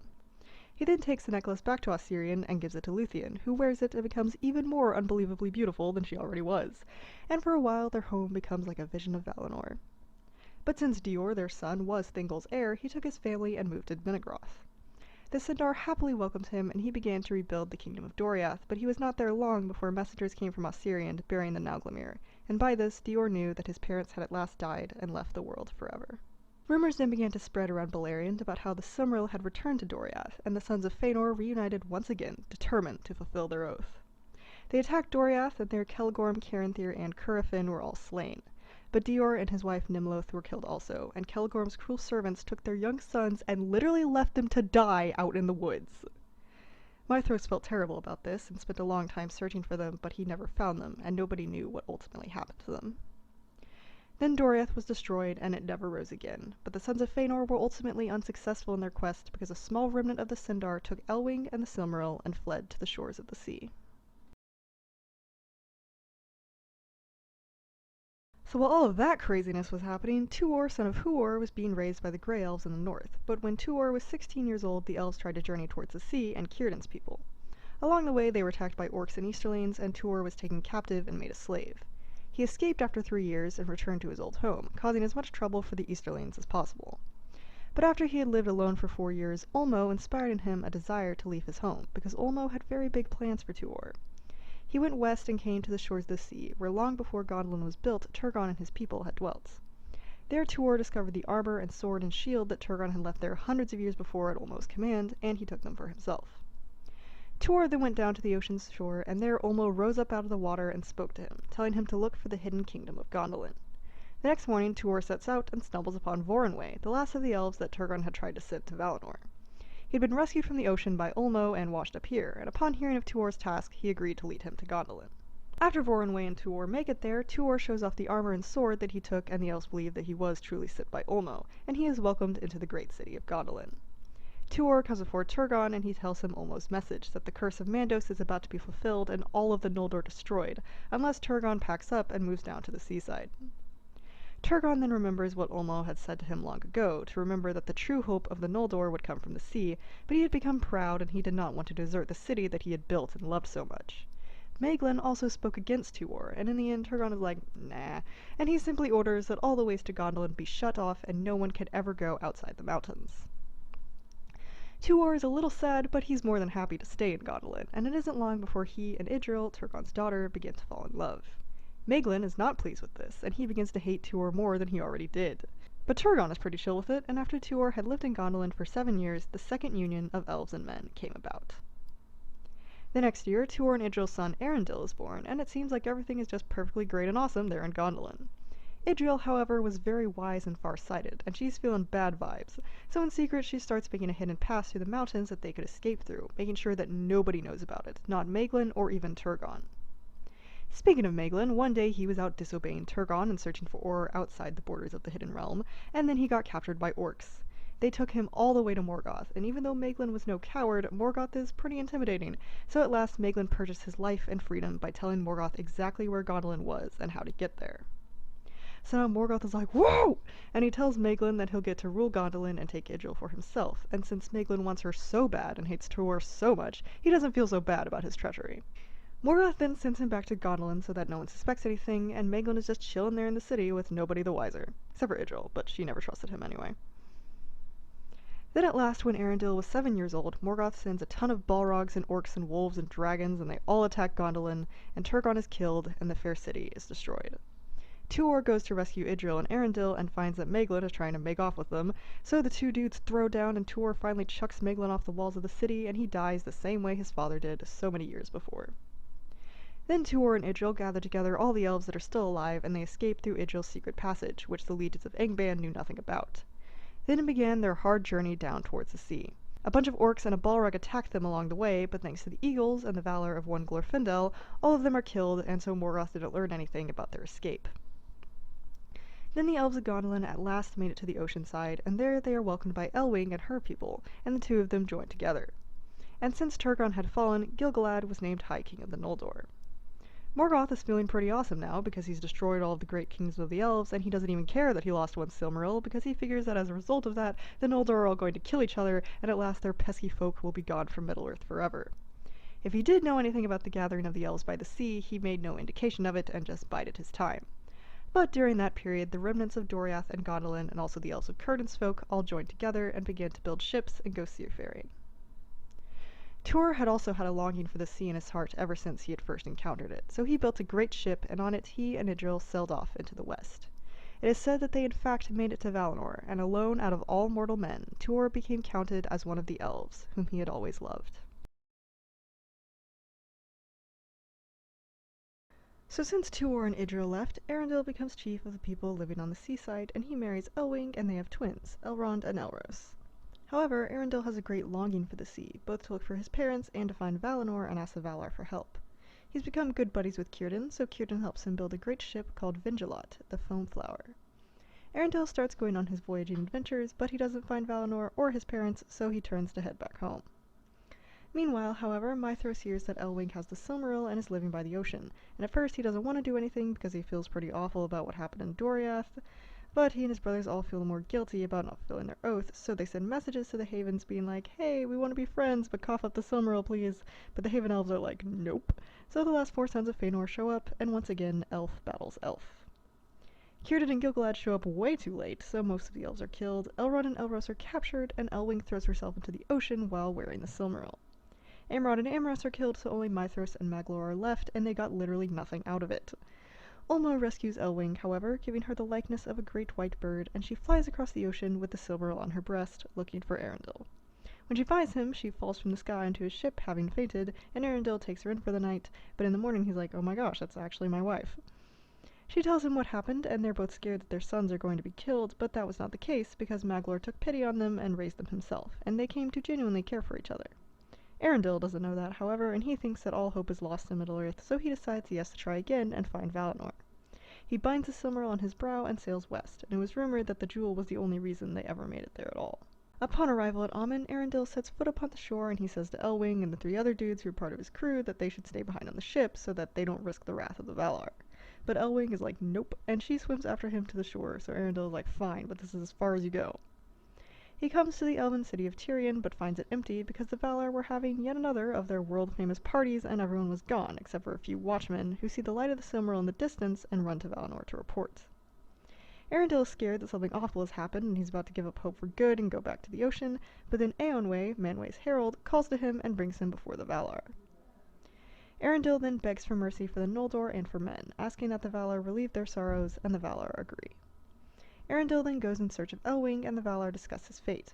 Mandos is like, can we really allow a mortal man to come here and live? But Olmo is like, well, are we counting him as a man like his father, or an elf like his mother? And Mandos is like, his mom was a Noldo, and they're not allowed here either, so your argument is invalid. And finally, Manwë is like, shut up, I'm in charge here, and I say that since Arendelle came here out of love for elves and men, he gets to decide how he will be judged. And I give that choice to Elwing and their sons as well. Speaking of Elwing, she started to get bored waiting for Arendelle and began wandering along the seaside until she found her way into Alcalonde, the city of the Teleri. She starts chatting up with them, telling them all about what happened in Beleriand, and it's there that Arendelle finds her. But it's not long before Manwë calls them back and tells them what was decided. Arendelle tells Elwing, you choose, because I don't care anymore, and Elwing picks the fate of elves because of Luthien. Arendelle chooses the same, even though he secretly favored men more because of his father. Then the Valar send those 3 dudes who run the ship with Arendelle speeding back to Middle-earth to bring tidings to the remaining people, and they take Vingelot and bless it, lifting it up into the heavens so that Arendelle can sail through the sky with the Silmaril still on his brow. Elwing doesn't go on these trips with him since she prefers being on Earth, but she gets a tower on the seashore where she waits for Arendelle to return. She then makes friends with the seabirds and they taught her how to fly, so every time Arendelle returned in the sunset, she would fly to him on silver and white wings. Back at Middle-earth, people see a new star rising, which they call Gil Estel, the Star of High Hope. Maithros sees it and he says to Maglor, yo, that is totally a Silmaril. And Maglor is like, good, let's be glad it's where no one can try to take it. The elves are then all filled with hope, but Morgoth is a little concerned. Not really though, because at this point he's become so arrogant that he really doesn't think anyone can challenge him, and he doesn't even consider that the Valar will come to do anything about him. But they are, and so the Vanyar and the remaining Noldor prepare to march to war along with the Maiar. The Teleri aren't too keen on going to fight for the Noldor after that whole kinslaying business, but Elwing convinces them to help out, so they agree to build ships for the armies to sail on, but they never actually set foot in Middle-earth. The host of the Valar then comes blazing over the ocean, and so begins the War of Wrath. Morgoth pulls out all the stops in defense, but it really doesn't help him at all because nearly all of the bulwarks are destroyed, except for a few that buried themselves deep in the earth. The orcs get pretty much annihilated, and very few of them are left after that. Morgoth then starts to really freak out, so as a last resort he lets out his horde of winged dragons, and for the first time in the battle he starts to get the upper hand. It doesn't last long though, because Arendelle shows up with an army of eagles and other great birds, and an epic battle ensues that lasts for a whole day. But at last Arendelle kills Encalagon the Black, the largest dragon, who falls into the mountains of Thangorodrim and breaks them. The sun rises, and at last the armies of the Valar prevail, going down to the deep of the earth to pursue Morgoth, who runs and hides like a little pansy and tries to plead for mercy, but they're just like, haha, yeah, nice try, sucker, and they chain him up and haul him away for actually forever this time. The might of Angband was at last destroyed, but it came at bitter cost, as the shape of the world had changed. Eowyn then summons all the elves of Beleriand to go back across the sea, but Maithros and Maglor refuse, and although they were pretty well sick of that dumb oath, they didn't give it up, and demanded the Silmarils from Eowyn. But he's like, no, and after all this, and the attacks on your own people, you don't have a right to the jewels anymore. They're gonna go back to the west where they belong, and you two have to come face judgment. Maglor wants to agree and submit because he's just so sad, and he says, hey, maybe the Valar will forgive us. But Maithros is like, if they don't, then we're still bound by our oath, and then we'd have no way to even fulfill it. But Maglor is still like, I mean, if Manwë and Varda say the oath is void, then isn't it void? And Maithros is like, nope, because we swore to Iluvatar himself, and he's not going to personally release us, so we're screwed. And Maglor is like, we're screwed whether we fulfill the oath or break it, but it wouldn't be as bad for everyone if we broke it. In the end, though, Maglor gives up and agrees with Maithros, and they sneak into Eowyn's camp at night, kill the guards, and swipe the Silmarils. Then the whole camp is ready to destroy them, but Eowyn is like, just forget it, and the last 2 sons of Fëanor run off into the wilderness, each one taking a Silmaril. But the Silmarils burn their hands with great pain, and Maithros then realizes that Eowyn was right, and his right was void, and the oath was in vain. Falling into despair, he threw himself into a chasm of fire, and his Silmaril went into the depths of the earth. Maglor was similarly pained, so he at last threw his jewel into the ocean, and spent the rest of his life wandering along the shore, singing in pain and regret, and never again seen by another elf. So at last the Silmarils spent the rest of time in the earth, the sea, and the sky. Afterwards, almost all of the Noldor and the Sindar returned to the west and lived upon Tol Eressëa, the island just off the coast of Valinor. The Noldor were pardoned by Manwë, and the Teleri forgave them for the kinslaying, at long last bringing an end to the curse of Mandos. But not all of the elves came back, and some, like Círdan, Celeborn, and Galadriel, stayed in Middle-earth. Gil-galad also stayed as the High King, and Elrond joined him, having chosen the fate of the elves, while his brother Elros chose the fate of men. Meanwhile, Morgoth is locked up inside the Void, with an everlasting guard and Arundel perpetually patrolling. He could never be free again, but the lies and terror he wrought to Middle-earth could never be fully healed. Here ends the Silmarillion. If it has passed from the high and the beautiful to darkness and ruin, that was of old the fate of Arda Mard. And if any change shall come and the marring be amended, Manwë and Varda may know, but they have not revealed it, and it is not declared in the dooms of Mandos. So after all of that, the Valar decided to reward the Edain, the three houses of men who had been friendly to the elves and fought against Morgoth because things had gone pretty badly for them in later years. They gave them a new home, an island that Ossë raised out of the ocean in between Middle-earth and Valinor, which, of course, is the island of Númenor. The remnants of the Edain were gathered and traveled there, and Elros became their king. And even though the Valar couldn't take away the mortality of man, the Númenorians still lived far longer and never feared death from sickness. Elros himself lived 500 years, ruling the Númenorians for over 400 of those years. Middle-earth kind of starts to go into the Dark Ages since all the wise people left, but on Númenor, life is awesome because the Dúnedain, as they were called in the Sindarin tongue, have the friendship of the elves, and they learn to speak Elvish and to make many wondrous crafts, including ships, which were their pride and joy. However, the Valar made a rule that the Dúnedain could only sail so far to the west that they could still see the shores of Númenor in the distance. The men accepted this at first, although they didn't really understand why. The reason was that Manwë didn't want them to become tempted to look for Valinor and to become jealous of the immortality of the elves and the Maiar and such. The Dúnedain knew that Valinor was still present on Earth, but for the time being they didn't dare to break the laws of the Valar. And the elves would often come visit them, bringing gifts like birds and flowers and trees, including the particular sapling of a white tree, which was planted in the courts of the king and there flourished. So since the Númenorians couldn't sail west, they satisfied their sea urgings by going even farther north and south and east, and they thereby eventually came back to Middle-earth, where lesser men still lived under the lingering shadow of Morgoth's influence. The Dúnedain pitied them and brought them gifts and began to teach them so that they became more civilized and they began to revere the strange men from the sea.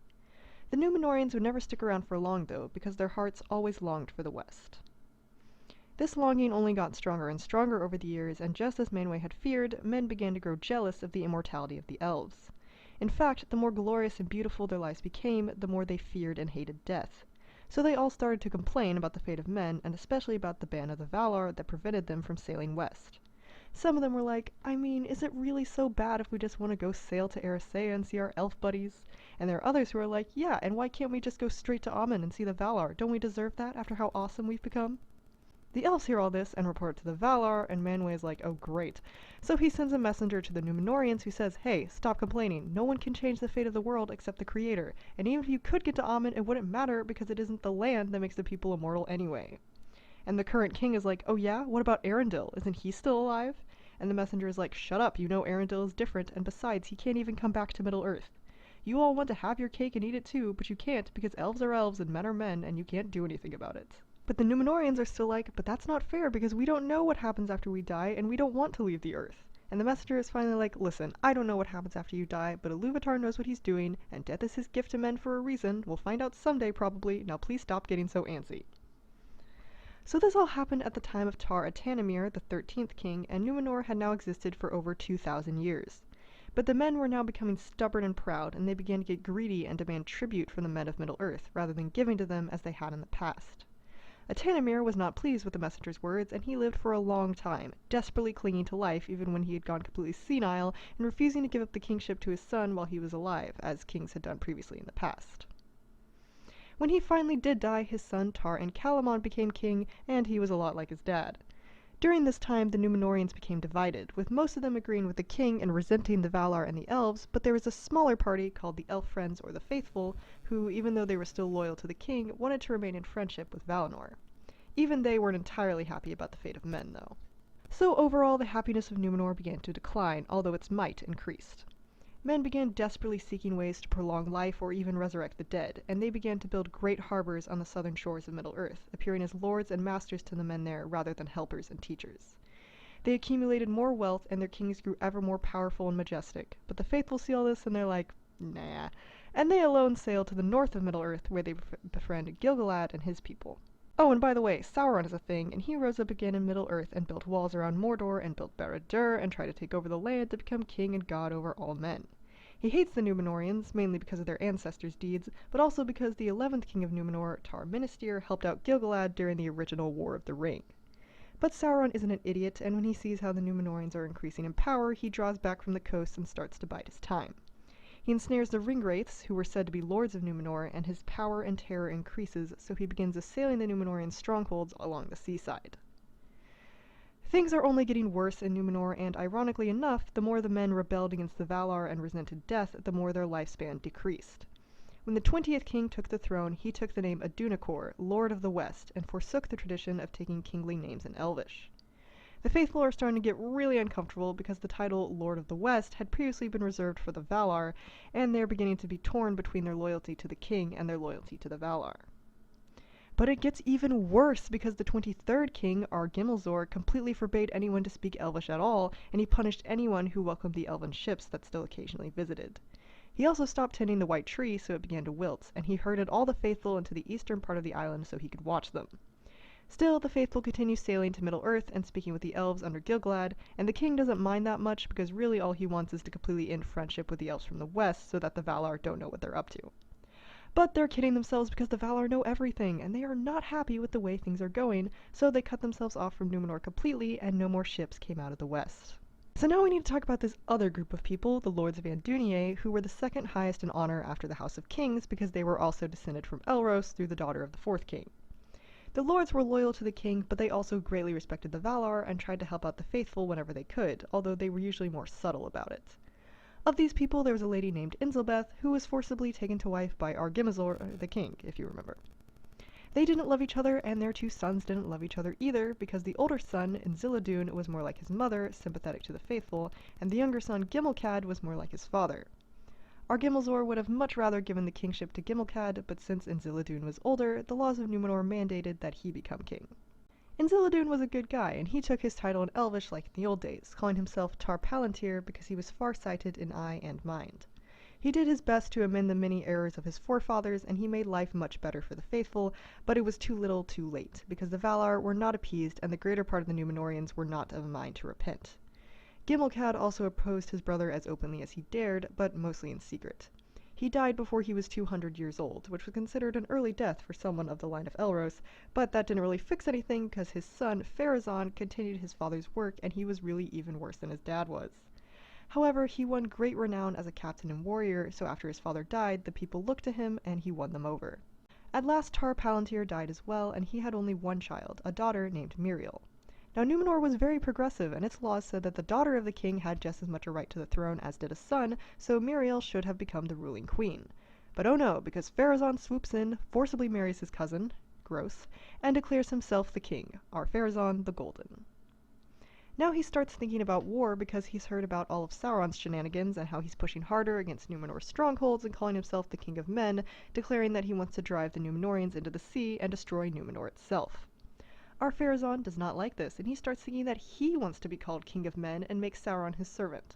So he packs up all his ships with weapons and soldiers, and they take off into the east. The Númenóreans land at Umbar and go marching off across the land, coming to a stop after a week and sending heralds to Sauron demanding that he come forth and swear fealty to Ar-Pharazôn. Sauron in fact comes because he realized that it was not actually a good idea to mess with the Númenóreans at the height of their power like this, and he's a cunning little twerp, so he humbled himself before Ar-Pharazôn, appearing fair and wise to all who saw. Ar-Pharazôn wasn't completely fooled yet, however, and he decided that it would be best to take Sauron back to Númenor as a hostage. Sauron agrees to this with seeming reluctance, but inside he's really like, haha, yes, this is just what I wanted, sucker. And so he sees the glory of Númenor for the first time and becomes all the more hateful and envious. Sauron starts to use his mad flattery skills, and before 3 years pass, he's wheeled his way into the secret councils of the king. And seeing how close he is to the king, all the other lords and advisors begin to fawn upon him too, except for one, Lord Amandil of Andúnier. A change comes over the land, and the faithful are starting to get worried, and many of them fall away out of fear. With his newfound influence, Sauron starts turning people even more against the Valar than they already were, and he says that farther east and even farther west there are many lands and seas to conquer, and past those lands is the ancient darkness. The world was made out of darkness, he says, so you should worship the darkness and the Lord of the Darkness. So Ar-Pharazôn asks, oh, who's the Lord of the Darkness? And Sauron says, the Valar said it was Iluvatar, but Iluvatar isn't real, and the Valar are liars. The Lord of the Darkness is Melkor, and he'll make you stronger than you could ever imagine. Ar-Pharazôn then begins worshipping the darkness and the Lord thereof, doing it at first in secret, but then openly, and most of the people followed him. There was still a small remnant of the faithful, however, and their leader was Lord Amandil, whose son was Elendil, whose sons were Isildur and Anarion, who were still considered young men at this time. Ar-Pharazôn had recently booted Amandil out of his court because Sauron despised him, but Amandil was so respected that neither of them dared harm him yet. At this time, Sauron tells Ar-Pharazôn to cut down the White Tree, but Ar-Pharazôn is reluctant at first since the previous king, Tar-Palantir, had prophesied that the fate of the House of Elros was bound to the tree. Amandil hears of Sauron's proposal, and he's worried because he's sure that one way or another he'll eventually convince the king. He tells Elendil and his sons about this, and Isildur decides to take matters into his own hands. He disguises himself, sneaks into the courts of the king, which were currently forbidden to the faithful, and comes up to the tree, which is being constantly guarded under Sauron's orders to prevent anyone from getting close to it. Isildur sneaks past the guards and cuts a fruit off the tree, but then they all see him, and he inexplicably fights them all off and very narrowly escapes. The fruit is planted in secret, and once it sprouts and grows its first leaf, Isildur recovers from all his wounds. Right after this, Ar-Pharazôn finally relents and cuts down the White Tree, and its wood is used to light the first fire in the new temple that Sauron built for the worship of Melkor. The men start performing human sacrifice to Melkor so that he'll release them from death, usually picking their victims from among the faithful on phony charges. But once again, ironically enough, rather than being freed from death, it came all the more frequently in so many more ways than it had before, in sickness and madness and murder. But the Númenóreans are rich and they're idiots, so they're just like, wow, look at this awesome mighty kingdom we have. They build even greater warships and go about conquering the men of Middle-earth and enslaving them and sacrificing them to Morgoth. Ar-Pharazôn was then regarded as the greatest tyrant in Middle-earth since the Black Enemy himself, but in reality, Sauron was the true ruler. And the years went by and Ar-Pharazôn began to grow old, and Sauron was like, "Mwahaha, this is what I've been waiting for." So he says to him, hey, you're like totally the greatest person in all of Middle-earth, so who are the Valar to deny you eternal life? I bet if you waltz up to Valinor, you can just instantly become immortal because you're so great. And Ar-Pharazôn is like, you're right, I am. And he starts making his plans on how to assail Valinor. He tries to keep it secret, but word gets around, and when Amandil catches wind of it, he's like, oh heck no. And he knows that nothing good can come of this, so he goes to Elendil and he says, alright, I have a really bad feeling, so I'm gonna go see if I can't pull an Arendil and get the Valar's help. You stay here and get everyone ready to peace out if things start to look bad. Elendil agrees, and Amandil sets out with 3 trusted servants, but they are never heard from again, because things never happen the same way twice, dear one. Elendil gets everything ready, gathering the things that they can't bear to be parted with, including the sapling of the White Tree and 7 stones. They just kind of wait and bide their time, but things are only getting worse. The weather starts to get absolutely horrendous, and people are literally just being struck by lightning in the streets, but Sauron and his temple remain unharmed, so people keep listening to him and don't repent even when the literal ground is shaking beneath them.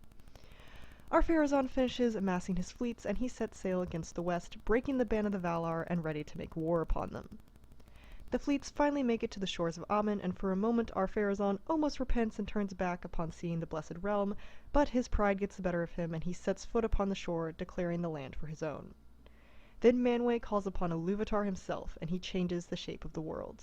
He opens a massive chasm in the sea, and the whole fleet of the Númenóreans is swallowed up into the abyss, while Ar-Pharazôn and all his warriors are crushed beneath falling hills. The Isle of Númenor also falls beneath the sea, lost forever, and Valinor is removed from the world into the realm of hidden things.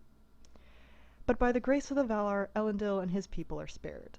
In the tumult of the sea, the 9 ships of Elendil and his sons are borne to the shores of Middle-earth, and they crash land there, and they found their own kingdoms, although they were but an echo of the original splendor of Númenor. And old Sauron was in fact sitting in his temple in Númenor when it went under, but since he was a Maia, his spirit escaped and returned to Mordor, although he could never again appear in a form fair or beautiful. And where the world had been previously flat, it was now round, and men who sailed in search of the Blessed Realm never found it. There was still, however, a straight way which led past the confines of the world and to Valinor, along which the elves sailed when they finally grew weary of the world, and a few also of mortal races who were able to see the home of the Valar before they died. So, Sauron, am I right? We learned all about his shenanigans with the people of Numenor, but let's back up to right after the War of Wrath and the downfall of Morgoth. Sauron actually humbled himself before Eönwë and repented, if only out of fear, but Eönwë told him he'd have to come back to Valinor for judgment.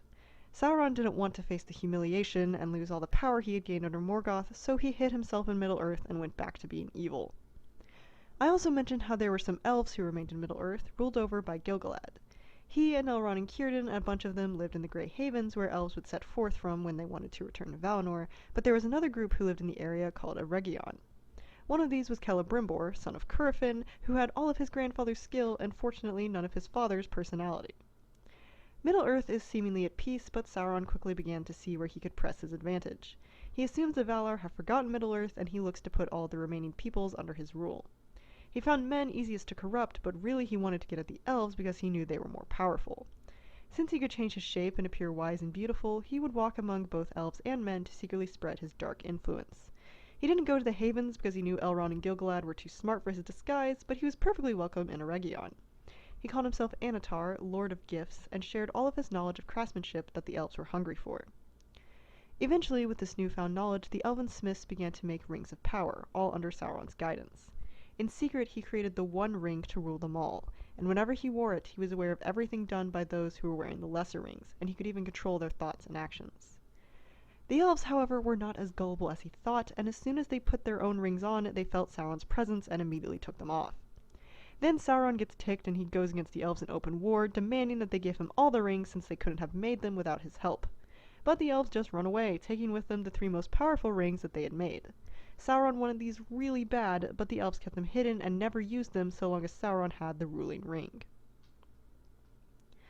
War then goes on constantly between Sauron and the elves, and Eregion is destroyed and Celebrimbor is killed. Around this time, Elrond creates the stronghold of Rivendell, and it lasts for a very long time. But Sauron collects all the remaining rings and began to distribute them to the peoples of Middle-earth, giving 7 to the dwarves and 9 to the men, thus gaining his most powerful servants. Darkness began to spread over the land, and he starts to remultiply the orcs, and many more elves flee away over the sea. Sauron becomes the most powerful figure in Middle-earth, but then all the craziness in Numenor happened, and Sauron's body was destroyed, although he returned in spirit form to Middle-earth.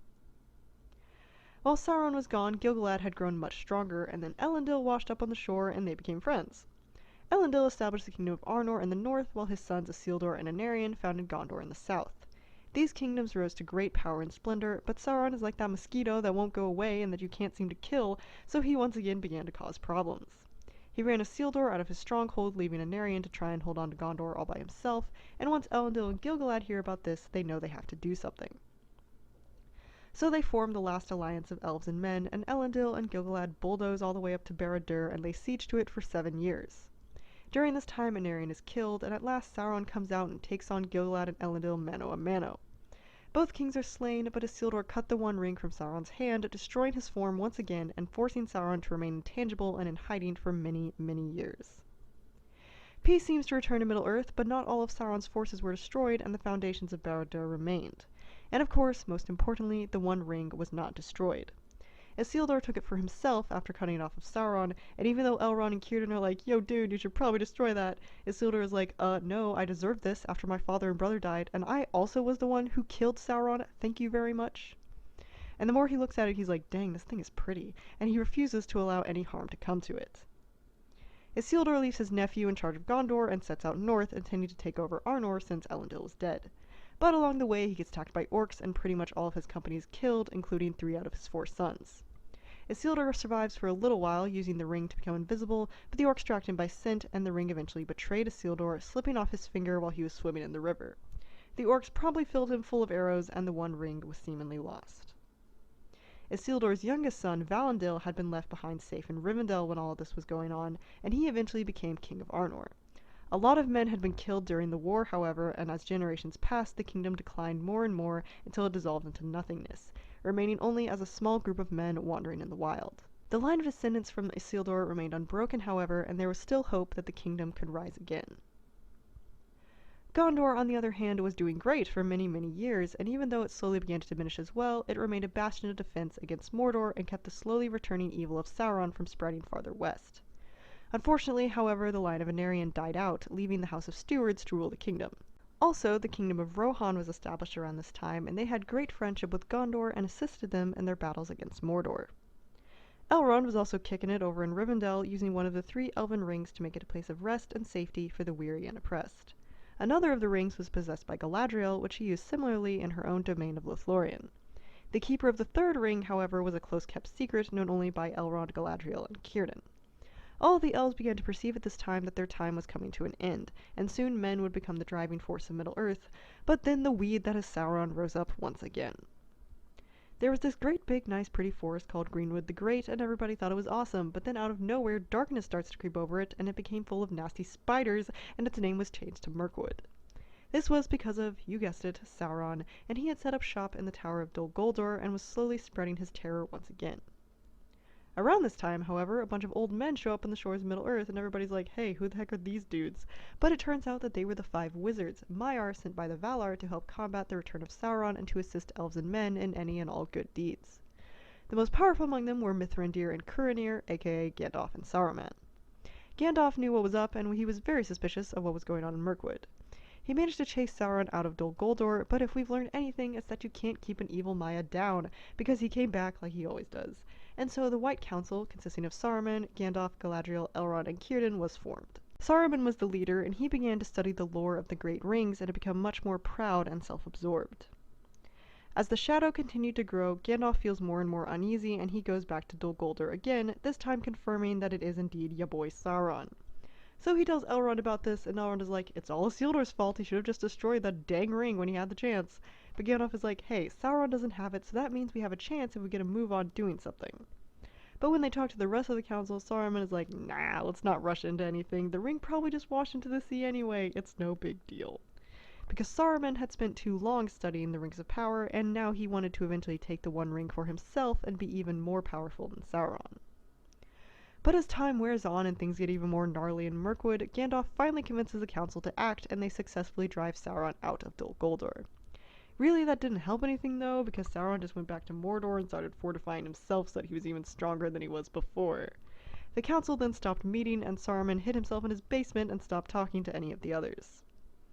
Oh yeah, and around this time the One Ring was found in just about the most unexpected way possible. See, after Isildur lost it in the river, it was picked up by this little weirdo who took it deep down underneath the mountains, and he held onto it until it was taken by a wandering halfling. Who were the halflings, and where did they come from? Good questions, the answers to which you are not going to find here. But the halflings had kept to themselves so well that nobody had even given them the slightest thought outside of Gandalf. So Gandalf learns that the One Ring has been found, and he is naturally very concerned, but he isn't too sure what to do. Neither he nor any of the other council members could use the ring without being corrupted, but they couldn't destroy it, and they couldn't just hope that they could keep it hidden and Sauron wouldn't ever notice. So Gandalf just keeps a watch on the land of the halflings, but lo and behold, Sauron hears the rumors, and he sends his ring wraiths out to retrieve the ring. And then transpired all the events of the Lord of the Rings, which I am not going to go into full detail about here, because the book doesn't go into full detail either, and who even has time for that? Basically, the heir of Isildur, Aragorn, son of Arathorn, rose up and went to war, along with the people of Rohan and Gondor, and Gandalf was there too, and a few elves and dwarves here and there. Saruman got put back in his place, and they managed to prevent Sauron from destroying Rohan and Gondor, but it looked like it was all going to be in vain because Sauron was just too darn strong. But then, the most unexpected thing happened by the most unexpected people. Frodo and Sam, 2 of those weird little halflings, managed to sneak into Mordor right under Sauron's nose and drop the One Ring into the volcano where it was originally forged, melting it away into nothing. Then at long freaking last, Sauron was completely, totally, utterly, and entirely destroyed, and he actually never came back. Aragorn took on the kingship of Gondor and Arnor once again, and the Fourth Age of Middle-earth began, an age of peace and prosperity. All of this was indirectly thanks to Gandalf, and it turns out that he was the one who had the 3rd Elven Ring the whole time. Círdan actually had it originally, but he gave it to Gandalf, and he was like, you're gonna need this, bro, I'll be waiting for you with the boat whenever you're ready to peace out. That time did in fact come, because Middle-earth had finally passed into the hands of men, and the time of the elves was over. The last of the Noldor and all the remaining ring-bearers boarded the last ship and sailed away into the west, past the end of the sea, through the sky, and onto Valinor. And so, after so many years and sorrows and joys, the end of the story had finally come for the elves, the Eldar, the people of the stars.